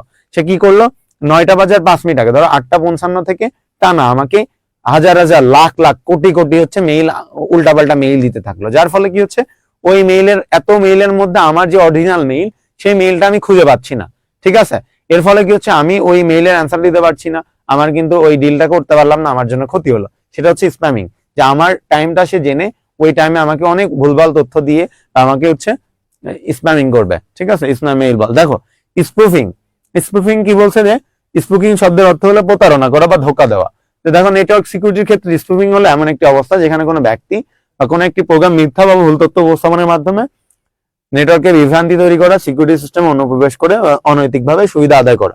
তো এইখানে স্পুফিং বলতে কি বুঝাচ্ছে, ধরো আমি তোমাকে বললাম যে এই সিসি ক্যামেরাটা নষ্ট বা বন্ধ আছে, তো এইটা বলে সে কি করলো, সে বুঝলো যে আসলে নষ্ট, এটা দেখে লাভ নাই, এর বাইরে তুমি জানো যে সিসি ক্যামেরা অফ নাই, তো তুমি এর বাইরে কোনো ক্রাইম করলো। অথবা দেখবা যে অনেক সময় কি করে মুভিতে দেখাই যে এই রাস্তাটা হচ্ছে এদিক দিয়ে যাইতে হবে, ঘুরাই দিল এই রাস্তায়, ঠিক আছে, যার ফলে কি তুমি মিস ইনফরমেশন পেলা এবং উল্টাপাল্টা রাস্তায় চলে গেলা, তোমার জন্য কিন্তু ক্ষতি। সেম ভাবে আইসিটি তে তোমাকে কিছু ইনফরমেশন দিবে, ভুল ইনফরমেশন, যেটা তুমি সত্যি মনে করবা যে এটা আসলে সত্যি, সেটা মনে করে তুমি ওই কাজটা করবা, কিন্তু যাই দেখবা যে আসলে আমি যেটা করছি এটা ঠিক না, তার মানে তোমার ক্ষতি হচ্ছে, এটাকে বলা হয় স্পুফিং। এখন আসো পরেরটা আমরা যাই। দেখো বলছে ফিশিং, খুবই ইম্পর্টেন্ট ফিশিং। দেখো ফিশিং কি, আমরা ফিশিং বলতে মাছ ধরা বুঝাবা, তোমরা বুঝে মাছ ধরাকে আমরা ফিশিং বলি না, সেম জিনিসটা আইসিটি কে ফিশিং কখন বলা হয়। ধরো আমরা একটা মাছ ধরি যখন, তো আমরা কি করি, ওই বড়শির মাথায় একটা টোপ দিই, রাইট, কোন একটা খাবার বা কিছু দিই, ফেলাই, পানির মধ্যে ফেলাই, কেন ফেলাই, যাতে মাছটা ওইটা দেখে লোভে পড়ে ওইটাই কামড় দেয় এন্ড বড়শিতে বেঁধে যায়। সেম জিনিসটা আমরা অনলাইনে যখন করব, সেটা হচ্ছে তোমার কি ফিশিং বলা হয়। যেমন ধরো আমি তোমার ইনবক্সে, আমি তোমার মেসেঞ্জারে একটা লিঙ্ক পাঠাইলাম, যেখানে ক্লিক করলে 10 জিবি ইন্টারনেট ফ্রি, হ্যাঁ তুমি বলো ওরে বা ফ্রিতে 10 জিবি দিচ্ছে, অথবা অনেকে দেখে বলে যে এটা করলে আইফোন ফ্রি দিচ্ছে, অমুক অমুক প্রতিষ্ঠান থেকে আইফোন ফ্রি দিচ্ছে, এটা শেয়ার করো, লিঙ্কে ক্লিক দাও। তো আমি কি করলাম, তোমাকে এরকম একটা দিলাম যে তুমি যদি এই লিঙ্কে ক্লিক করো তুমি 10 জিবি ইন্টারনেট ফ্রি পাবা। তো তুমি কি করলা, ওই ফ্রিতে লোভে পড়ে ওখানে ওই লিঙ্কে ক্লিক করলা, আর কি হইলো, তোমার আইডির যত ইনফরমেশন তার কাছে চলে গেল, অথবা তোমার কম্পিউটারে যা যা ছিল ইনফরমেশন তার অ্যাক্সেস সে পেয়ে গেল, যার ফলে সে তোমার সম্পূর্ণ অ্যাক্সেস নিয়ে তোমার ক্ষতি করতে পারবে। সেম জিনিস যেভাবে আমরা মাছ ধরি, একটা টোপ দিই, টোপ যদি ওই কোনো মাছ খাই, সেটা আমরা টান দিয়ে ওকে উঠাই ফেলি, সেম ভাবে তোমাকে একটা টোপ দিবে, ওটাতে যদি পা দাও তাহলে তোমার সম্পূর্ণ জিনিস নিয়ে যাবে। এটা কিন্তু আমি হচ্ছে মজার গল্প করে বুঝাইলাম, এটা কিন্তু তোমার হচ্ছে তোমরা থিওরি পড়ে নিবে, আমি গল্প করে বুঝাইলাম, আমি হচ্ছে এগুলা পড়াচ্ছি না, আমার মতো গল্প করে দিচ্ছি, বাদ বাকি তোমরা পড়ে নিও। প্লেজারিজম, দেখো ধরো আমি একটা কবি, আমি একটা গান লিখছি, ঠিক আছে, সুন্দর, বা একটা কবিতা লিখছি, এখন তুমি কি করলা, ওই কবিতাটা তোমার ভাল লাগছে, তুমি এখন কি করলা, ওই কবিতাটা হুবহু কপি করে নিজের আইডিটা নিজের নামে চালাই দিলা। অথবা ধরো আমি একটা বই লিখছি, ওই বইটা তুমি কি করলা, কপি করে একটু চেঞ্জ করে নিজের নামে চালাই দিলা। এই যে কারোর কোনো সাহিত্য কর্ম বা কোনো মেধাভিত্তিক কর্ম, যেটা তুমি কোনো কাজ ছাড়াই একজন করছে তারে কোনো ক্রেডিট না দিয়ে নিজের নামে চালাই দাও, সেটা হচ্ছে প্লেজারিজম, ঠিক আছে। তারপরে দেখো, আচ্ছা এই যে এখন যে টপিক গুলা পড়াইলাম আমি সবই, কোনোটাই কিন্তু আমি বই দেখে পড়াই নাই অথবা স্লাইড দেখে পড়াই নাই, এটা কিন্তু আমি আমার মতো গল্প করে দিচ্ছি। আমি নর্মালি স্টুডেন্টকে একটা গল্প বলে ওই টপিকটা বুঝাই দিই, বাদ বাকি সে ডিটেল পড়ে নাই। তো আশা করছি আমি গল্পটা তোমরা বুঝছো, মানে আইডিয়া পাইছো যে জিনিসটা কি, এন্ড দেন তোমরা ডিটেলটা পড়বা। তো দেখো বলছে তথ্য যোগাযোগের ইতিবাচক প্রভাব কিগুলো আমাদের দৈনন্দিন জীবনে, খুব সহজে তথ্য পাওয়া যায়, আমরা চাইলে যে কোনো ইনফরমেশন সার্চ দিলেই পেয়ে যাই, ঠিক আছে। তারপরে দেখো পৃথিবীর যে কোনো স্থানে তাৎক্ষণিক যোগাযোগ করা যায়, আমি চাইলে পৃথিবীর যে কোনো, আমার কানাডাতে বন্ধু থাকুক, আমেরিকাতে বা অস্ট্রেলিয়াতে, আমরা যোগাযোগ করতে পারছি। জীবনযাত্রার মান উন্নয়ন হয়েছে, ওই যে আমরা জানি যে কোথায় কি ব্যবহার করতে হবে, কোনো জিনিস জানি না ইউটিউবে সার্চ দিচ্ছি, বা আমরা বাইরের কালচার দেখে বুঝতেছি এগুলো আমার করা উচিত, যার ফলে আমার লিভিং মানটা আরো বাড়বে, এগুলো আমার মান বাড়াচ্ছে। দেখো মানুষের কাজের দক্ষতা ও সক্ষমতা বৃদ্ধি পাইছে, ধরো আমি কোনো একটা জিনিস জানি না, ইউটিউব থেকে দেখে নিয়ে কাজ করলাম, সেটাতে আরো অনেকগুলো স্কিল আমার অ্যাড হবে, ঠিক আছে। তারপর দেখো ব্যবসা বাণিজ্যের সম্প্রসারণ হচ্ছে, চিকিৎসা ক্ষেত্রে সেবা পাওয়া সহজ হচ্ছে, শিক্ষা গ্রহণ করা, বা এই যে আমরা তোমার শিক্ষা, এই যে এডুকেশনটা তোমরা অনলাইনে পাচ্ছ বাসায় বসে, এটাও কিন্তু আইসিটির ফলেই সম্ভব হচ্ছে। তারপরে দেখো বলছে সমাজ জীবনে নেতিবাচক প্রভাব, দেখো ইন্টারনেটে সহজলভ্য হয় যুবক বা বিশেষ করে শিশু কিশোরদের বিপদগামী হওয়ার পথ হচ্ছে প্রবণতা বাড়ছে। এটা খুবই তোমরা বড় হয়েছে, তোমরা জানো যে ইন্টারনেটে অনেক উল্টাপাল্টা জিনিস পাওয়া যায়, যার ফলে এই যে আমাদের অ্যাডাল্ট যারা হচ্ছে কিশোর বয়সী বা মাত্র হচ্ছে বসন্তীকাল পার করছে, এরা হচ্ছে খারাপ কিছু জিনিসে চলে যায়, যার ফলে তার অনেক ক্ষতি হতে পারে। তো এটা হচ্ছে আমাদের একটা নেতিবাচক প্রভাব। ব্যক্তিগত গোপনীয়তা নষ্ট হচ্ছে, খেয়াল করো আমরা সিকিউরলি কিছু করতে পারছি না, আমি কিছু করছি, তারা কোনো কিছু একটা পাইলা, তুমি হচ্ছে লিক করে দিচ্ছ, দেখবে কয়দিন পর পর আমাদের দেশে অনেক কিছু ভাইরাল হচ্ছে। একটা মানুষ কি করছে, এটা তোমার ব্যক্তিগত জীবন, তার পার্সোনাল লাইফ, কি করলে এটা তো তোমার দেখার কোনো ইস্যু নেই। তো তুমি কি করছো, এটা পাইয়ে তোমরা নিয়মিত শেয়ার দিচ্ছ, মজা নিচ্ছ, যে অমুক দেখো কি হইলো, অমুকের এটা ভাইরাল হইলো, ওইটা ভাইরাল হইলো, এটা কিন্তু তোমার দেখার বিষয় না। এই জিনিসগুলা কিন্তু কম বেশি সবাই করে, কিন্তু যখন ভাইরাল হয় এমন ভাব ধরে যে কেউ কিছু জানে না, সবাই ভালো, ওই জিনিসগুলো নিয়ে মজা নেয়, কিন্তু এটা তার পার্সোনাল লাইফ, এটা করা উচিত না। তারপর দেখো মানুষ যন্ত্র নির্ভর হয়, বেকারত্ব বেড়ে যাচ্ছে, ফলে অপরাধ কর্ম হচ্ছে বেশি সংগঠিত হচ্ছে। যেমন ধরো একটা কাজ যেটা একটা মানুষ যে 10 জন মানুষই করতো, রোবট একাই করে ফেলছে। তার মানে মানুষের কাজ আর হচ্ছে ওই কর্মক্ষেত্রে মানুষ নিচ্ছে না, সবাই রোবট দিয়ে কাজ করাচ্ছে। তারপরে এখন আমার কাছে টাকা নেই, আমার খাইতে হবে, আমি কি করছি, ছিনতাই করতেছি, চুরি করতেছি, মানে আমার ক্রাইম করার জিনিসটা বেড়ে যাচ্ছে। তারপর হচ্ছে ভিনদেশি সংস্কৃতির আগ্রাসনে দেশীয় সংস্কৃতি হারাতে চলছে। যেমন হচ্ছে ধরো আমরা এখন সবাই ওয়েস্টার্ন কালচার, আমরা বাঙালি কালচার ভুলে গেছি। বাংলাদেশে অনেকগুলা পোলাপান থাকে বাংলাই বলতে পারে না, অনেকে শাড়ি পরতেই পারে না, লুঙ্গি পরতেই পারে না। এগুলা হচ্ছে আমাদের কালচার ভুলে গেছে, আমাদের যে নববর্ষ এগুলা ভুলে গেছে, সবাই হ্যাপি নিউ ইয়ার এগুলা নিয়ে পড়ে আছে, কোন মেরি ক্রিসমাস ডে এগুলা নিয়ে পড়ে আছে। তো আমরা আমার কালচার ভুলে বিদেশি কালচার অ্যাডাপ্ট করছি, এগুলো আমাদের জন্য নেতিবাচক। আচ্ছা, এটাই ছিল আজকের আমাদের ক্লাসের সম্পূর্ণ টপিক। সো এই টপিক গুলো আশা করছি তোমরা সবাই বুঝছো। এখন যদি না বুঝে থাকো কমেন্ট বক্সে জানাও, বা এই ভিডিওটা আবার যদি দেখো। সাকিব তামিল লিখেছে স্বাস্থ্যহানি ঘটে, আমি বুঝছি তোমার কেন স্বাস্থ্যহানি ঘটে, ভালো হয়ে যাও। আচ্ছা, তোমরা কি এই যে আজকের ক্লাসটা পুরোটা বুঝেছো কিনা একটু কমেন্ট বক্সে জানাও, বা আজকের ক্লাসটা কেমন লেগেছে তোমাদের। আজকের ক্লাসের মাধ্যমে আমরা পুরো এক অধ্যায় শেষ করলাম। আগামী ক্লাসে আমরা হচ্ছে তোমার সৃজনশীল প্র্যাকটিস করাবো। একটু দ্রুত কমেন্ট বক্সে জানাও। আচ্ছা, সবাই লিখেছে হচ্ছে বলছি ভাইয়া তোমরা অনেক দুষ্টু, কয়েকজন আছে খুব বেশি দুষ্টু। যাই হোক, তোমরা সবাই ভালো থাকো, আগামী ক্লাসে দেখা হবে। আর যারা কম বেশি বুঝো না ওই টপিকটা আবার নিয়ে এসে ব্যাক করে আবার দেখবা, যেহেতু ভিডিও তোমাদের কাছে থাকবেই। তবে এই ক্লাসগুলো তোমরা নিজেরাই পারবা, বই যদি নিজে থেকে পড়ো ভালো করে ওটাই পারবা। জাস্ট আমি একটা গল্প বললাম, এগুলা পড়তে পারবা সবাই, নিজেও বুঝবা, কিন্তু মনে রাখা একটু টাফ। এই কারণে আমি একটা গল্প করে দিচ্ছি, যেমন ধরো যে ফিশিং কি, টোপ দেওয়া হয়, এরকম কিছু কিছু গল্প বললাম। এই গল্পগুলো তোমরা মনে রাখবা, যার ফলে তুমি ওই জিনিসটা নিজে পড়বা আর গল্পটা মনে রাখবা, যাতে তোমার লিখতে সুবিধা হয়। আর তুমি টপিকটা মনে রাখতে পারো যে এইটা এভাবে করছে, তাহলে কোনটা স্যার বলছিলে আপনি টোপ দেয়, তাহলে আমি বুঝে ফেললাম ফিশিং। এখন ফিশিং কি কিভাবে লিখতে হবে সেটা তোমরা বই থেকে পড়বা, ঠিক আছে? আচ্ছা, ঠিক আছে, সবার সাথে তাহলে আবার আগামী ক্লাসে দেখা হবে। আমার একটু পরে আবার একটা ক্লাস আছে। টিল দেন আল্লাহ হাফেজ, সবাই ভালো থেকো, আমার জন্য দোয়া রাখবা। আল্লাহ হাফেজ।